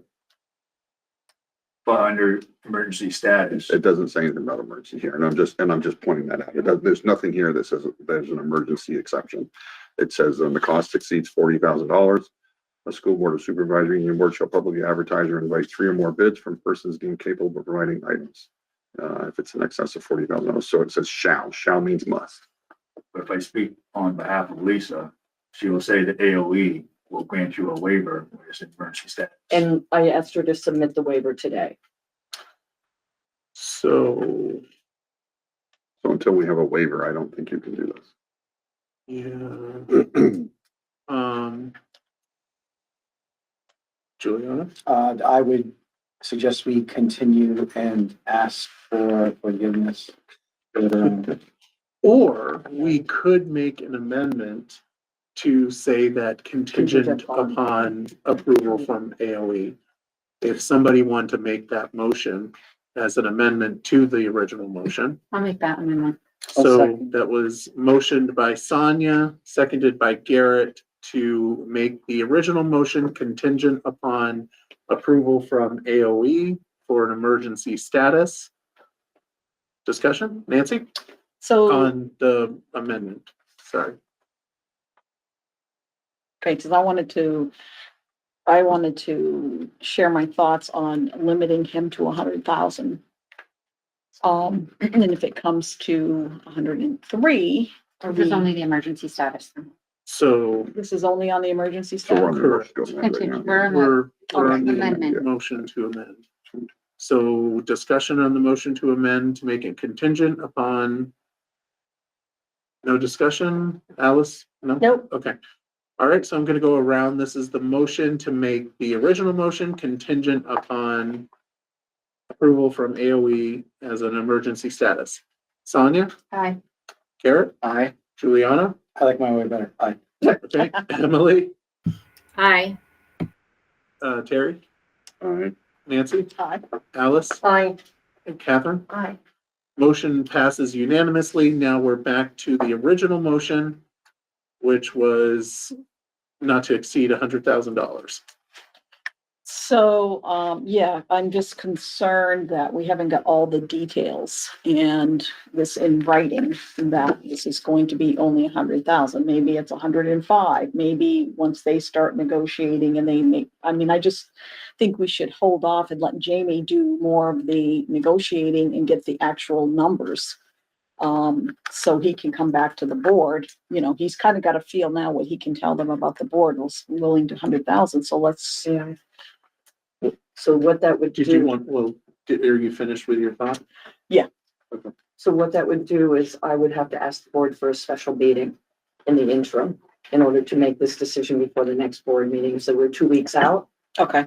So I think contingent upon, we already said it's not going to exceed 100,000 in the capital reserve fund. The delta of 3,000, Jamie's going to take from the maintenance fund. And we anticipate at the minimum, we're going to get 20,000 for this project from Irving. Okay. I think we're on a good solid ground. Okay. Sounds good.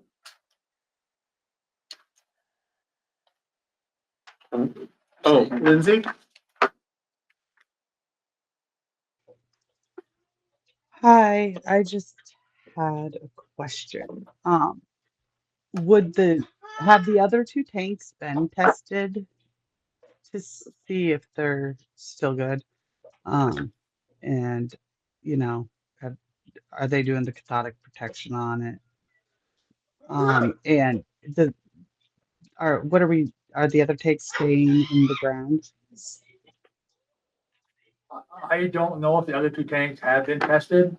It's just based on the age. The other 2 have failed and they're all installed at the same time. So if somehow if they were to pass inspection, it's probably by the skin of your teeth. I couldn't put any stock in it. I couldn't put any stock in integrity of those other two tanks. All right. Any other discussion before we vote? All right, going around the room, Sonia, Aye. Garrett, Aye. Juliana. Aye. Emily, Aye. Karen, Nay. Alice, sorry, Nancy, Abstaining. Alice, Yes. Catherine. Aye. All right, so motion passes with, one nay from Terry and one abstention from Nancy. All right. Thank you, Jamie. Okay, thank you guys. Thank you, very good job. Run away. Mr. Chair, Yes. before Mr. Evans gets away, I just have a question, because this does kind of have shock value when you hear the, Oh, yeah, the I get cost it. and everything. They told us, from what you said, they told us, late in the spring of this past year. Could it be possible if things like that happen again, that we just get a heads up that this might be coming? Because I think that would reduce the shock a little bit. Well, we didn't know either. We didn't know. We had one issue with one tank. We sold Right. some hardware on top. And we were waiting for them to get a service manager on board. He didn't have a service manager. We had no one to deal with. We did the hurry up and wait. So finally, when they had a service manager, he came on board. He got a technician out there. They then started assessing. They tested it. And we went from bad to worse. All of a sudden, So routine maintenance kind of things, it'd be hard for me to really keep you abreast on all routine Right, maintenance things. but even on routine maintenance, if there's something that looks unusual, maybe a heads up might Sure. just be important to, because I'm sure that all of us and everybody listening is saying, oops, Yeah. you know? Yeah, I understand your question. And, Yeah. you know, if it was something that we had more idea of what was going on, then certainly, yeah, I would have reached out to say, FYI. Yeah. But I do think there are things like the roof and the propane tanks that have a typical life cycle that we could develop a longer term list of and keep track of. So we have it recorded somewhere with anticipation that as you're going through your annual inspections, it's something to consider when we're coming to the end of that cycle. Right. All right. Thank you. Okay, Thank you all. Emily? Sorry, I just wanted to also say to Alice's point about sticker shock, going forward, we won't own these tanks anymore. So we won't be the responsible party. We won't be the liable party for to pay for this kind of project again. It'll be on the people who own the tank, which will be Irving or then our subsequent fuel supplier.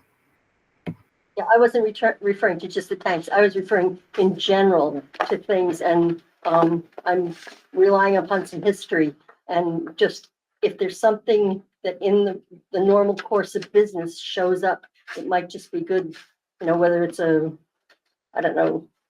5-year capital plan, putting all Yeah, these things right. in there and having that updated. Just for clarification on that, they own the tanks, but if something goes wrong with the tanks, are we on the hook to dig them back up again? No? Okay. It's, Okay, it is 100%. The vendor is Okay, assumed ownership. okay, that's fine. All right, moving on. I'm sorry. Thank you all. Depend on the failure. Yeah. Oh, Yeah. And just to go Okay. from what Alice's comment was, I think kind of tied in with that was just the last big thing that was like that, which was the underground pipes. Because those were from, I think, the 1960s, and they weren't on the radar until there was a problem.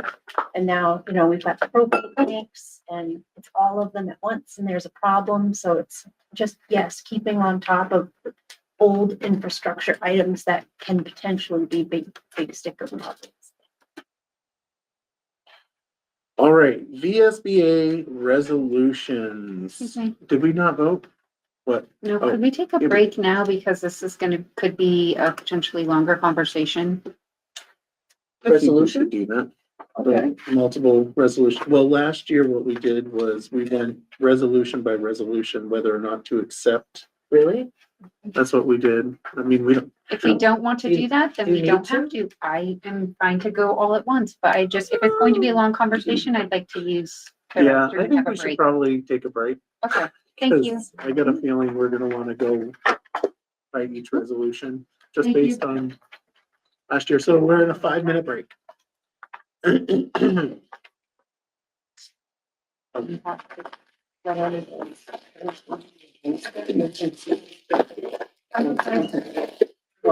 Fire department.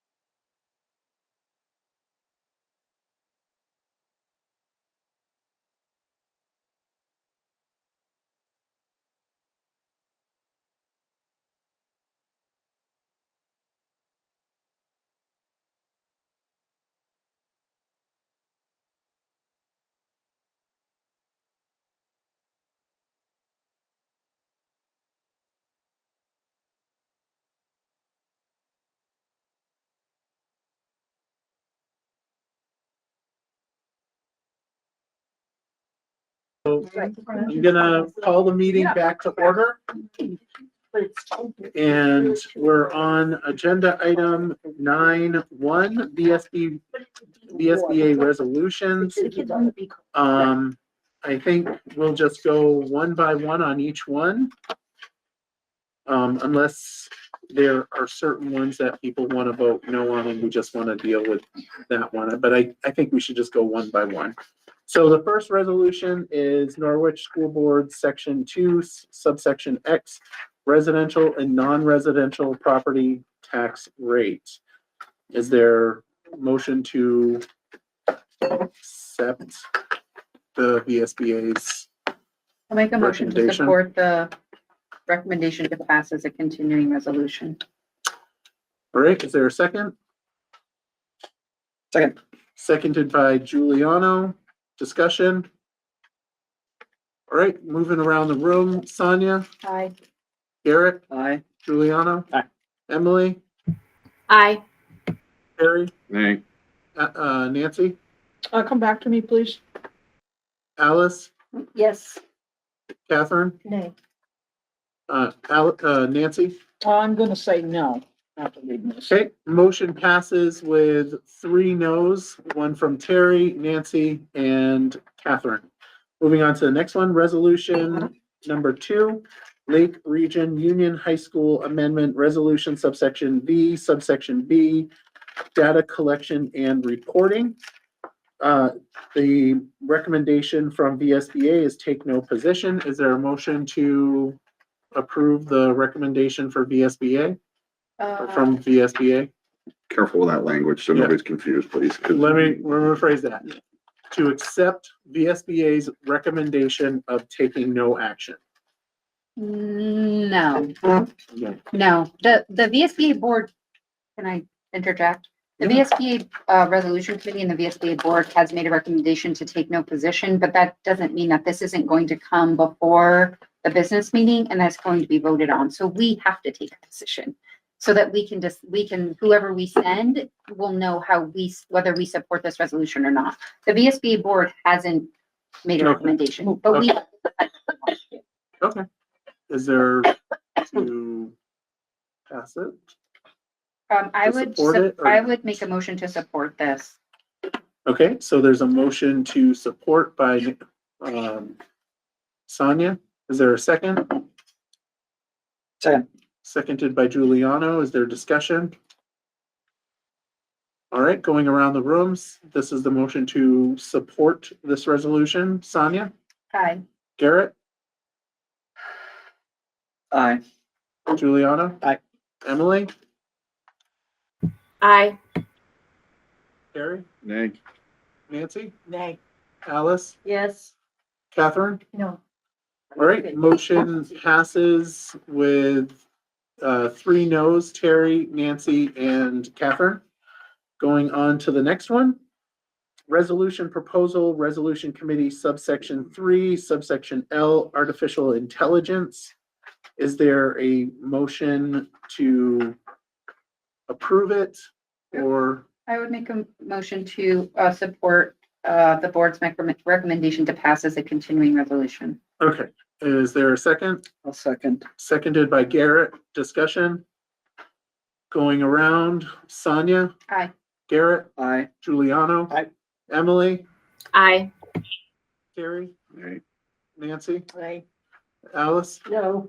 Catherine. No. Wow. I am thinking that I'm gonna go say yes. Right, moving, so motion passes with 4 noes. Terry, Nancy, I'm sorry, yeah, Terry, Nancy, Alice, and Catherine. Moving on to the next resolution. Resolution proposal, resolutions committee, subsection, section 3, subsection 4, cell phones in school.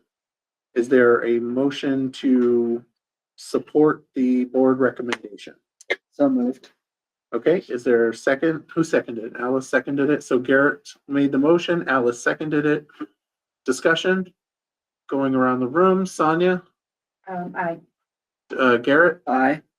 Giuliano, Aye. Emily, Aye. Terry, Nay. Nancy, Aye. Alice, Aye. Catherine. Aye. Motion passes with one nay, Terry being the nay. Moving on to the next one. I'm sorry, Can I ask a question? sure. May I ask a question directly of a board member? No, May I ask a question in general? So if somebody is,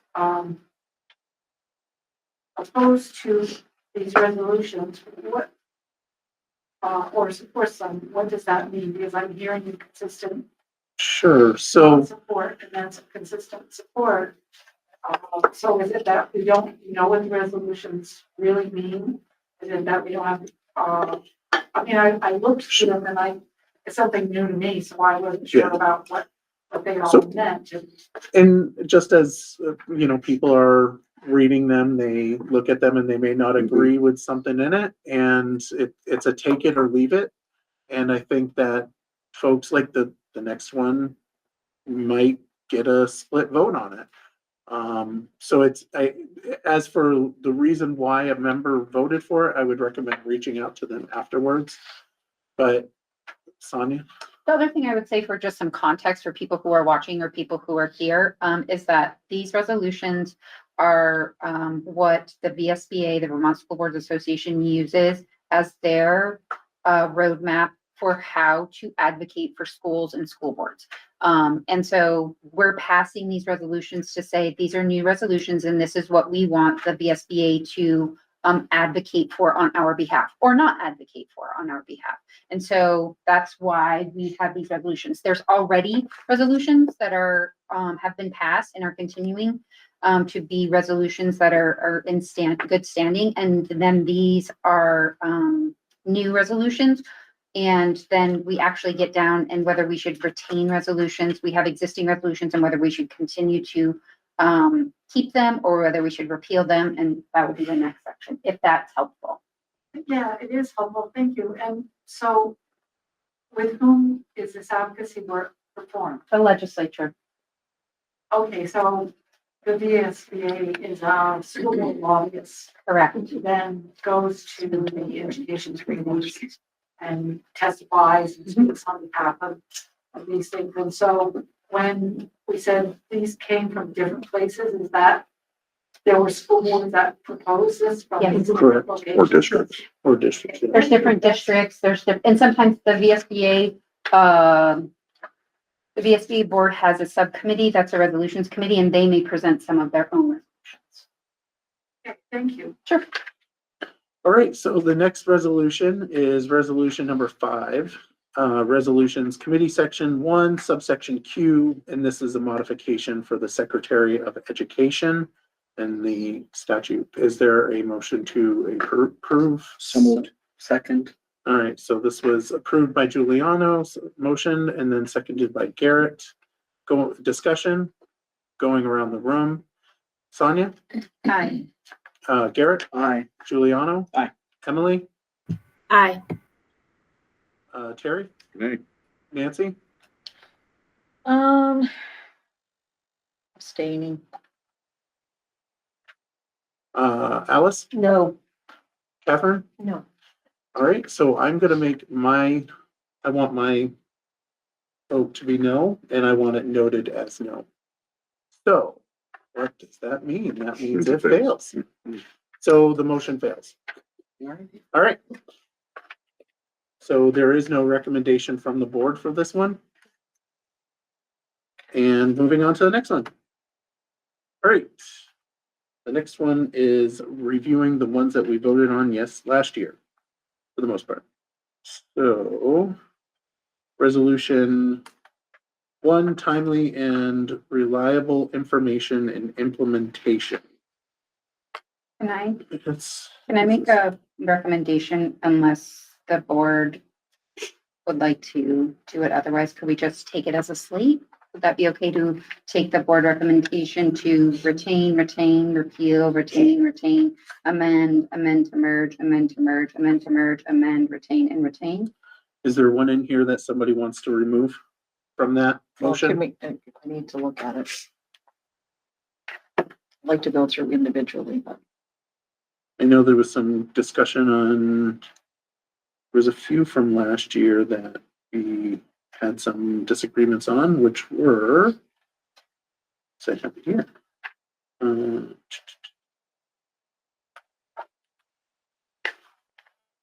There was a split vote on the separation of church and state.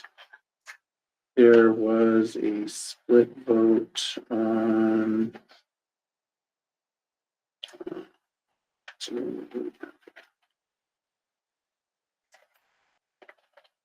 I think that's the only one that had a split vote on.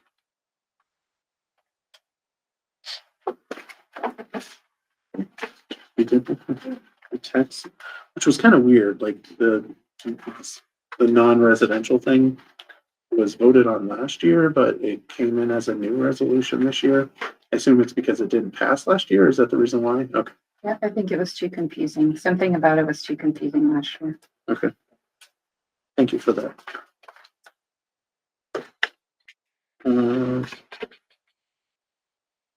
I think that was the only one that.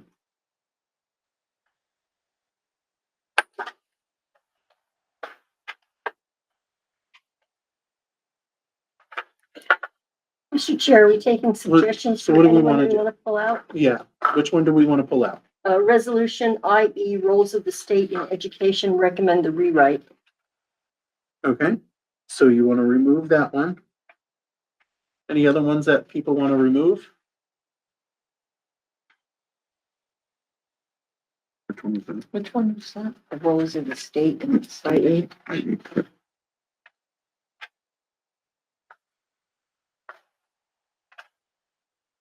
It's on page 10. Okay. All right, I can see it. The guide. Since it was a split vote last year, do we want to remove the separation of church and state one as well? I don't know the reason why it was voted no, but. You say remove it, Michael, just address it individually, is that what you're saying? Mhm. I can't, honestly, I can't remember why there was a concern about it. And it's passed at this point, it's active. Correct. So. I think we should keep it in if we don't remember why. And then I think we should vote. I'm sure there was a valid reason. So can I But make is a there- motion Yep, to approve or to take the board recommendation as presented for IJINIO maybe it's one, IIUVE, IIQVAA, VF, IIIB, and IVG. I'm guessing those are numbers. 1J, 1N, 1O, 2U, 5E. Now I'm really testing right. Do you see what I mean? Okay. So my recommendation or my motion is to take the board's recommendation for those, and then we will vote on the I or the 1E separately. okay. So is there a second for that? Second. Seconded by, so motion by Sonia to approve those, or sorry, to go with the board recommendation. And seconded by Garrett. Discussion. Going around, Sonia, Aye. Garrett, Aye. Giuliano. Aye. Emily, Aye. Terry, Nay. Nancy, Nay. Alice, Nay. Catherine? No. Okay, so we're gonna, I feel like we should probably go one by one then.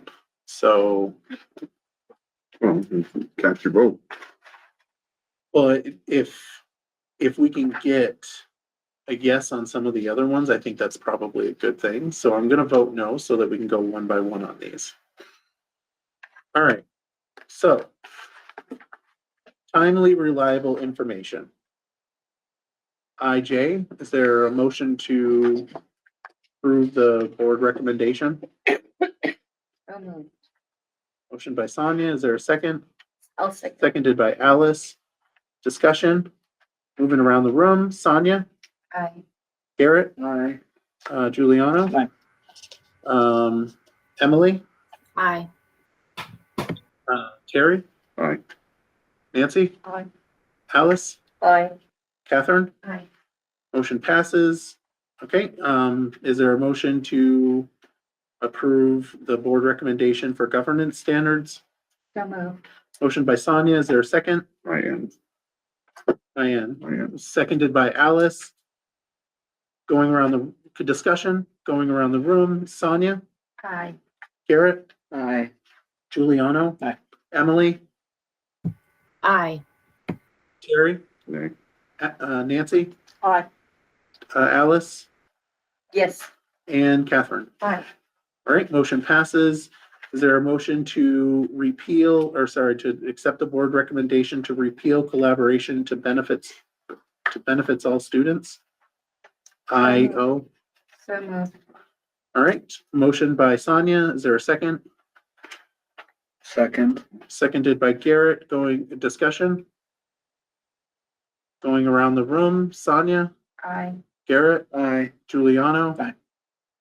Emily, Aye. Terry, Nay. Nancy, Nay.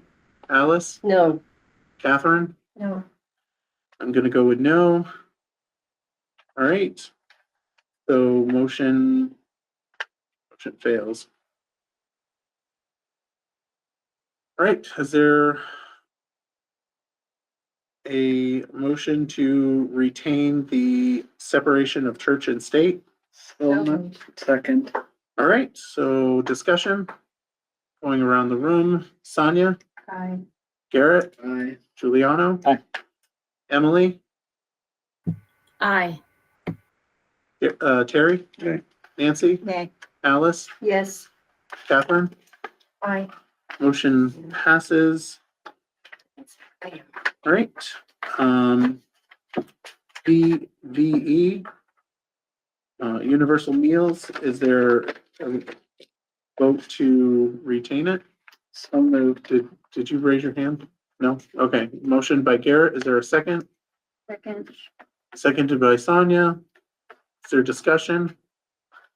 Going around the room, Sonia, Aye. Garrett, Aye. Giuliano. Aye. Emily, Aye. Terry, Yeah. Nancy, No. Alice, Yes. Catherine. Aye. Motion passes. Moving on to roles of state education. Is there a motion to approve the board recommendation? So moved. Motion by Sonia, is there a second? Second. All right, is there discussion? All right, going around the room. Sonia, Aye. Garrett, Aye. Giuliano. Aye. Emily, Aye. Terry, Nay. Nancy, Nay. Alice, No. Catherine. No. All right, I'm gonna say no. Moving on to the next one. So it failed. Emotional wellness for students, amend to merge. That's the board recommendation. Is there a motion to go with the board recommendation? So moved. Motion by Sonia, is there a second?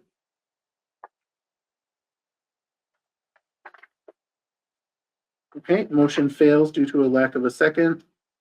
Moving on to social and medical services in schools. Is there a motion to amend to merge? So moved. Motion by Sonia, is there a second? Second. Seconded by Giuliano. Discussion? Sorry, did you raise your hand, Alice, and I That's okay. ignored you? I'm No, that's all sorry. right. That was rude. No. Well, we All right, moving around the room, Sonia, Aye. Garrett, Aye. Giuliano. Aye. Emily, Aye. Terry, Nay. Nancy, Nay. Alice, Yes. Catherine. No. All right, motion passes. Moving on to youth mental health, amend to merge is the recommendation. There a motion? Which one, Lexi? I'm sorry, that's gonna be VF. Second. So motion by Sonia, seconded by Garrett. Is there discussion? All right, going around the room. Sonia, Aye. Garrett, Aye. Juliana, Aye. Emily, Aye. Terry, Hey, Nancy, Aye. Alice, Aye. Catherine. No. Motion passes.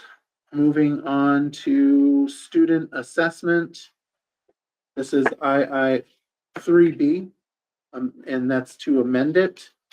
Is there a motion to accept the board recommendation to amend student assessment? So moved. Is there a second? Second. Seconded by, okay, motion by Sonia, seconded by Giuliano. Discussion. All right, moving around the room. Sonia, Aye. Garrett, Aye. Giuliano. Aye. Emily, Aye. Terry, all right, Nancy, Okay. Alice, No. Catherine. No. Okay, so motion passes. You said yay. Okay. Threw me off. So motion passes with Nancy, Alice, and Catherine voting no. It passed. Okay. All right, moving on to pre-kindergarten, 3E. And that's a motion to retain. Is there a motion to go with the board recommendation to retain the pre-kindergarten resolution? The recommendations actually amend and continue to reflect the work of Act 76 Pre-Kindergarten Implementation Committee. I make that motion. Okay, so I was looking at the board recommendation for existing resolutions. Yeah. I do apologize for that. Second. So motioned by Sonia, seconded by Garrett. Is there discussion? All right, moving around the room. Sonia, Aye. Garrett, Aye. Juliana. Aye. Emily, Aye. Terry, nay, Nancy, Nay. Alice, No. Catherine. No. All right, so do I want fully funded full day pre-kindergarten education throughout the system? That's not the question. No, Right. it's not the The question? question is whether to amend it with that underlined statement.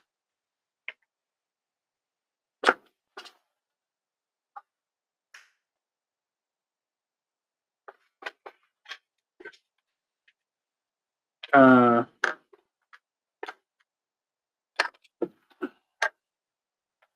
I'm gonna go with no. Motion passes, fails.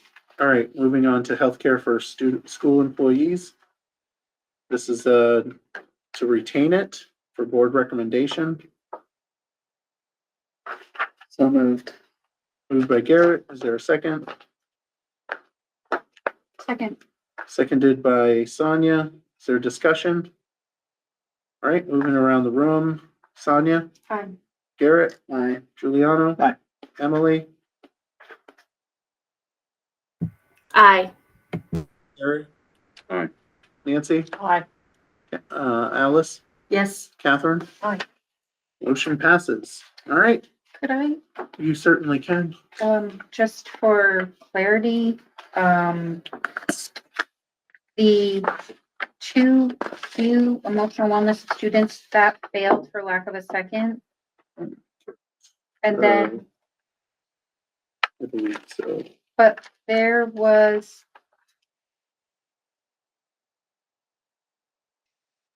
Did we? I think the idea was to merge those three together, but we approved the other two. So I'm very confused because I think the motion is that those three are going to be merged into one. And so we just voted on them individually and we supported two and we didn't get a second on one of them. So that's a bit confusing. I went Which one is it? with this handy little list here. What is it? Hoping that 2Q Yes. Was had this no, provided by VSBA? This was provided by VSBA. when you look at the supporting documentation, it clearly shows them, it says and so they're going to merge them into one. We supported two of them, but we didn't get a second on the first one for the emotional wellness of students. And so I think we may need to re-vote that because they're suggesting that we merge them into one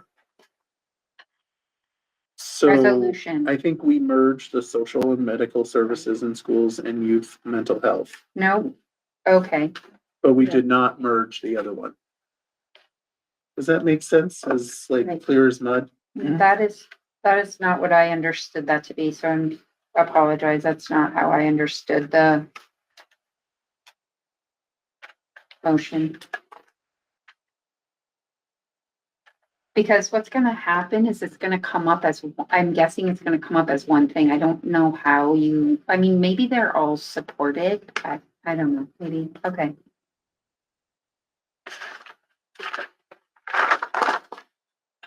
Send them the minutes. Let them figure it out. But who figured it out? VSBA. No, because someone from this board has to go and represent us, and I'm not sure who that's going to be because we haven't decided, so we have to be clear to that person about how they're voting, and that's the board's job. And so that's why we have to make sure we understand how the board feels about amending this and merging it. It's not really just, okay, never mind, we have to have we have to figure it out. So I think the answer is that this board was okay with merging emotional wellness students and social and medical services, but not the roles of state and education. Sorry. I'm sorry. Yes, we were okay with merging the social and medical services in schools and youth mental health. Right. Okay. I don't understand the emotional wellness of students. I guess it's the same thing as youth mental health. That's supporting yeah. I mean, I think they're kind of saying the same thing. It's just different titles. All right, moving on to the next agenda item, which was the second and final reading of board meetings and agenda preparation distribution. Is there a motion to approve the second and final reading? So moved. Motion by Alice. Is there a second? I'll second. Seconded by Garrett. Is there discussion? All right, going around the room. Sonia? Aye. Garrett? Aye. Juliana? Aye. Oh, you know what? Emily, I saw your name up and I'm extremely apologetic. Or your hand up. Is there? Yeah, I'm a little frustrated because I've had my hand up waiting to participate in the past conversation. People I know, were speaking without being recognized by the chair. There were side conversations going on. I mean, the whole part of this meeting just descended into chaos and we didn't follow any procedure. I'm very disappointed in this. Yeah, I'm very sorry about that. I am sorry I did not call on you. Thank you for pointing that out. So I'm gonna, Prudence was the, Which one are we on now? that was that. Okay, so we're going around the room. Great. Emily. But Yes, again, there's so many side conversations, Michael. I don't understand what's going on. It's very unclear being online what's happening. People are talking over each other. I've completely lost track of the vote. Can we start again, please? And can board members refrain from having side conversations, please? Yep. So the motion was by Alice and seconded by Garrett to approve the second and final reading of the board meetings agenda preparation distribution A20 policy. Is there discussion? Prudence? Hi, I agree with Emily there for a second. And I think what Sonia was trying to say, if you look in the minutes where it says the emotional wellness of students, it says that part, and then it says and in bold letters, and then social and medical services, and then it says and then it's the youth mental health. And then at the bottom, it says board recommendation, merge these 3 resolutions. And it sounds like you can't just merge 2. The board recommendation is to merge all 3 of those resolutions. You can't just do 2 sounds like what you guys were saying. So we voted, so that was the previous agenda item. We've already moved on from it, and Yes, now I know. we're. But Yeah. my hand was up the same with Emily. Like, I don't know how you can go past that when you can't just merge 2. It said and on all of those. I don't know, just bringing that in. Yeah. Thank you. All right, so the motion on the table is for the policy. And no further discussion going around the room. So this is approve the policy.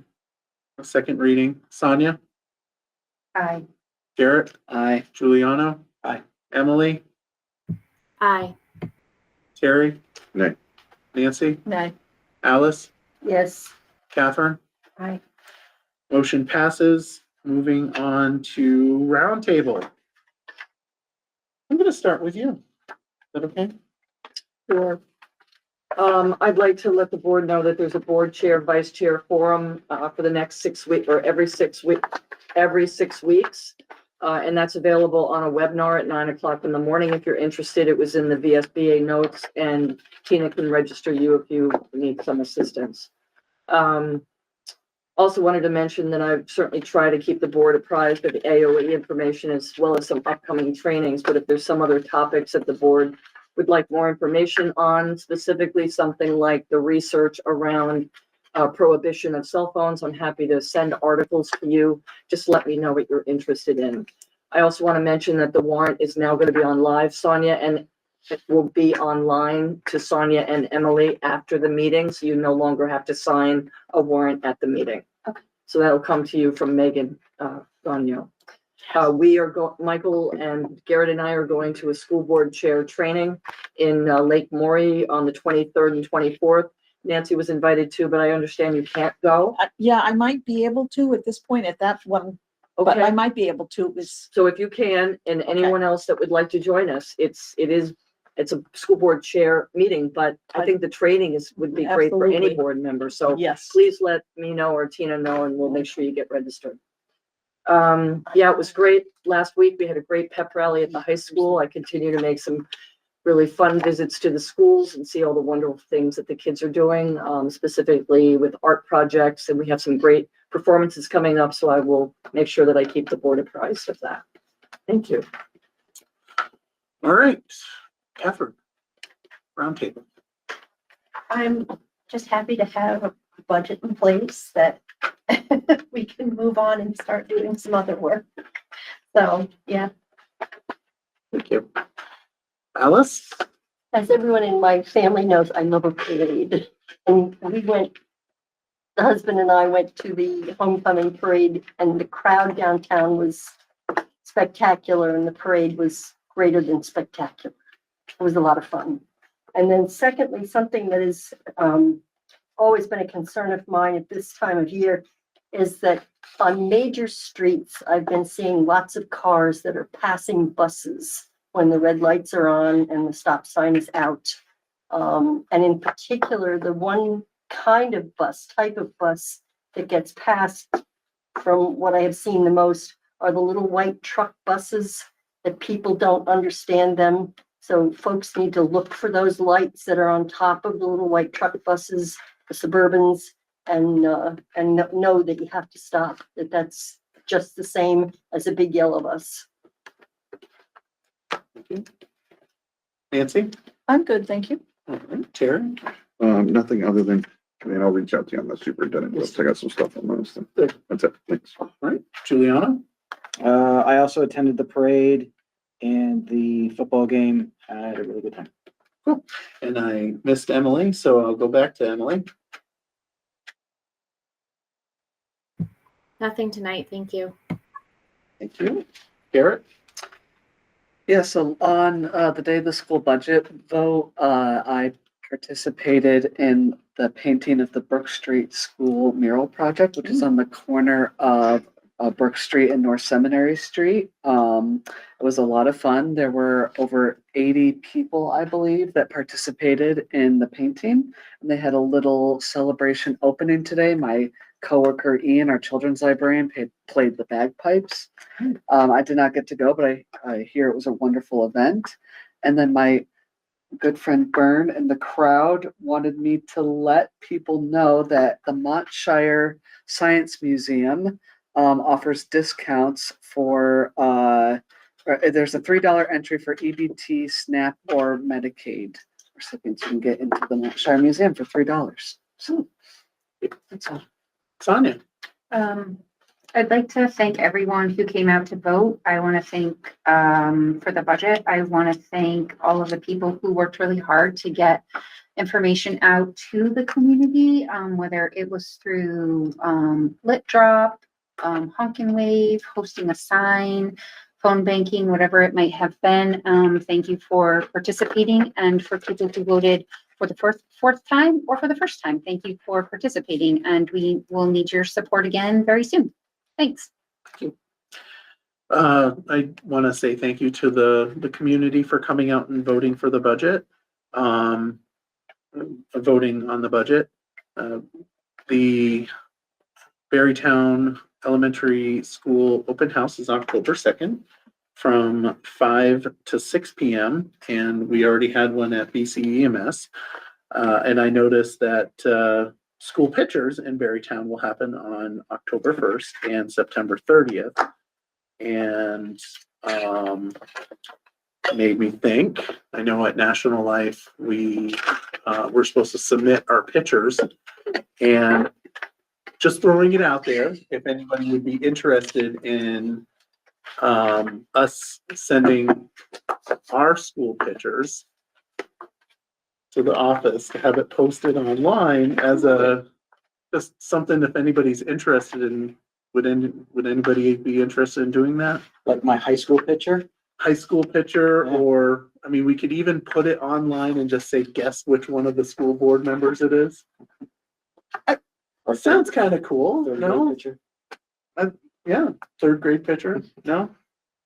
Am I all alone on this? I think it's a great community. I think that would be amazing. Nobody, Yeah, I'll put my third grade picture up. okay. You want to Have to dig see, it out. Third grade? or any grade. He said school picture. I so said I'm school thinking, picture. yeah, I'm not. No one's like buying in on this. Okay. I guess maybe not. I'll send my picture around anyway. All right. Moving on to future agenda items. Okay, hand up. Oh, Lindsay? I was just gonna say, the open house at Berrytown's till 6:30, 5 to 6:30. And I think your idea is great.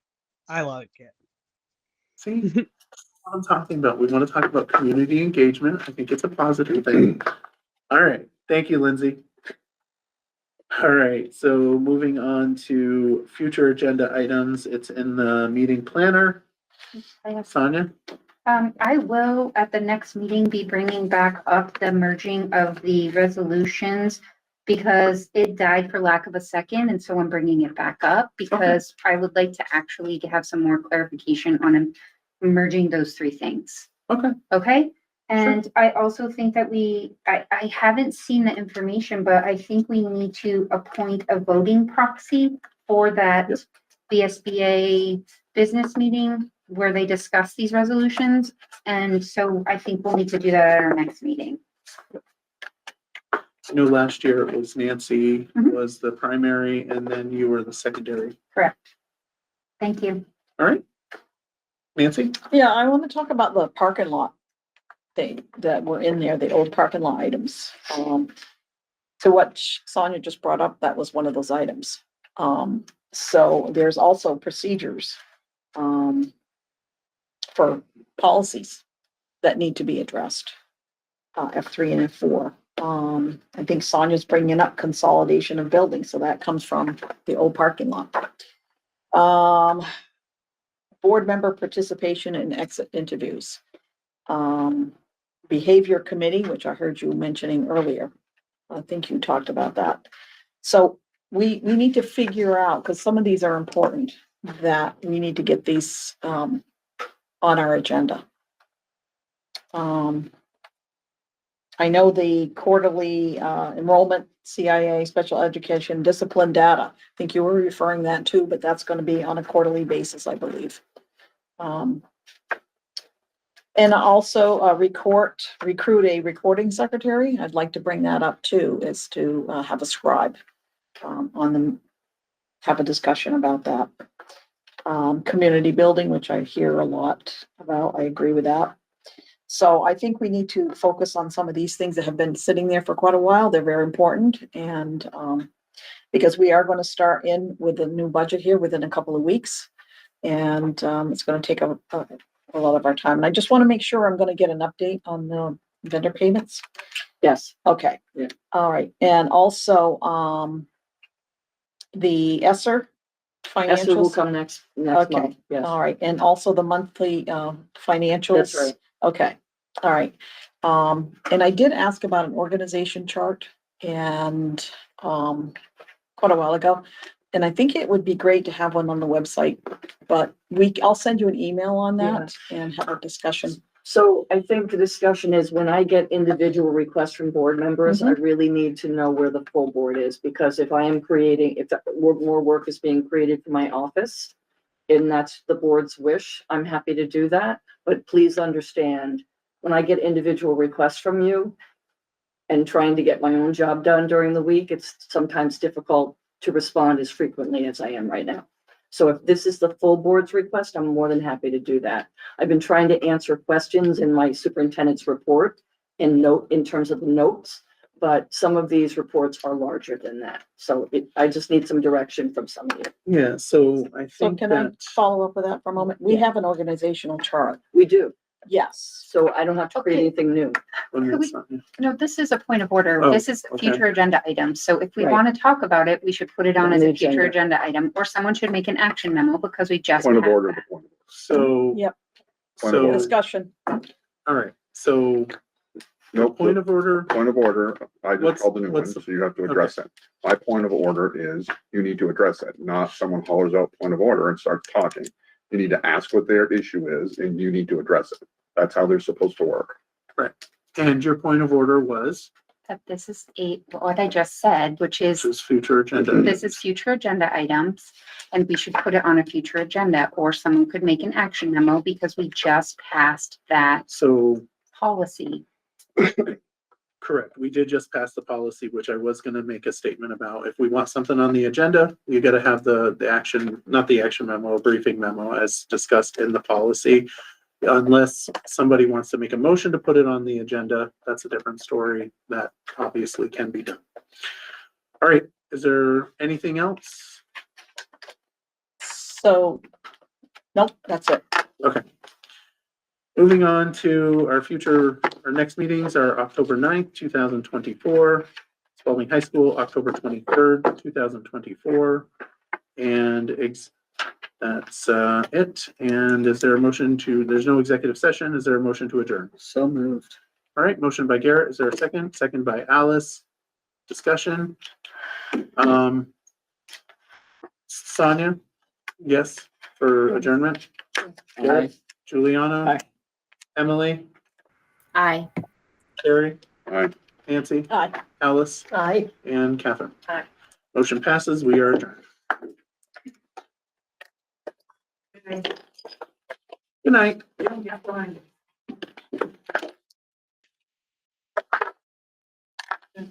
And happy birthday. Oh, it's your birthday.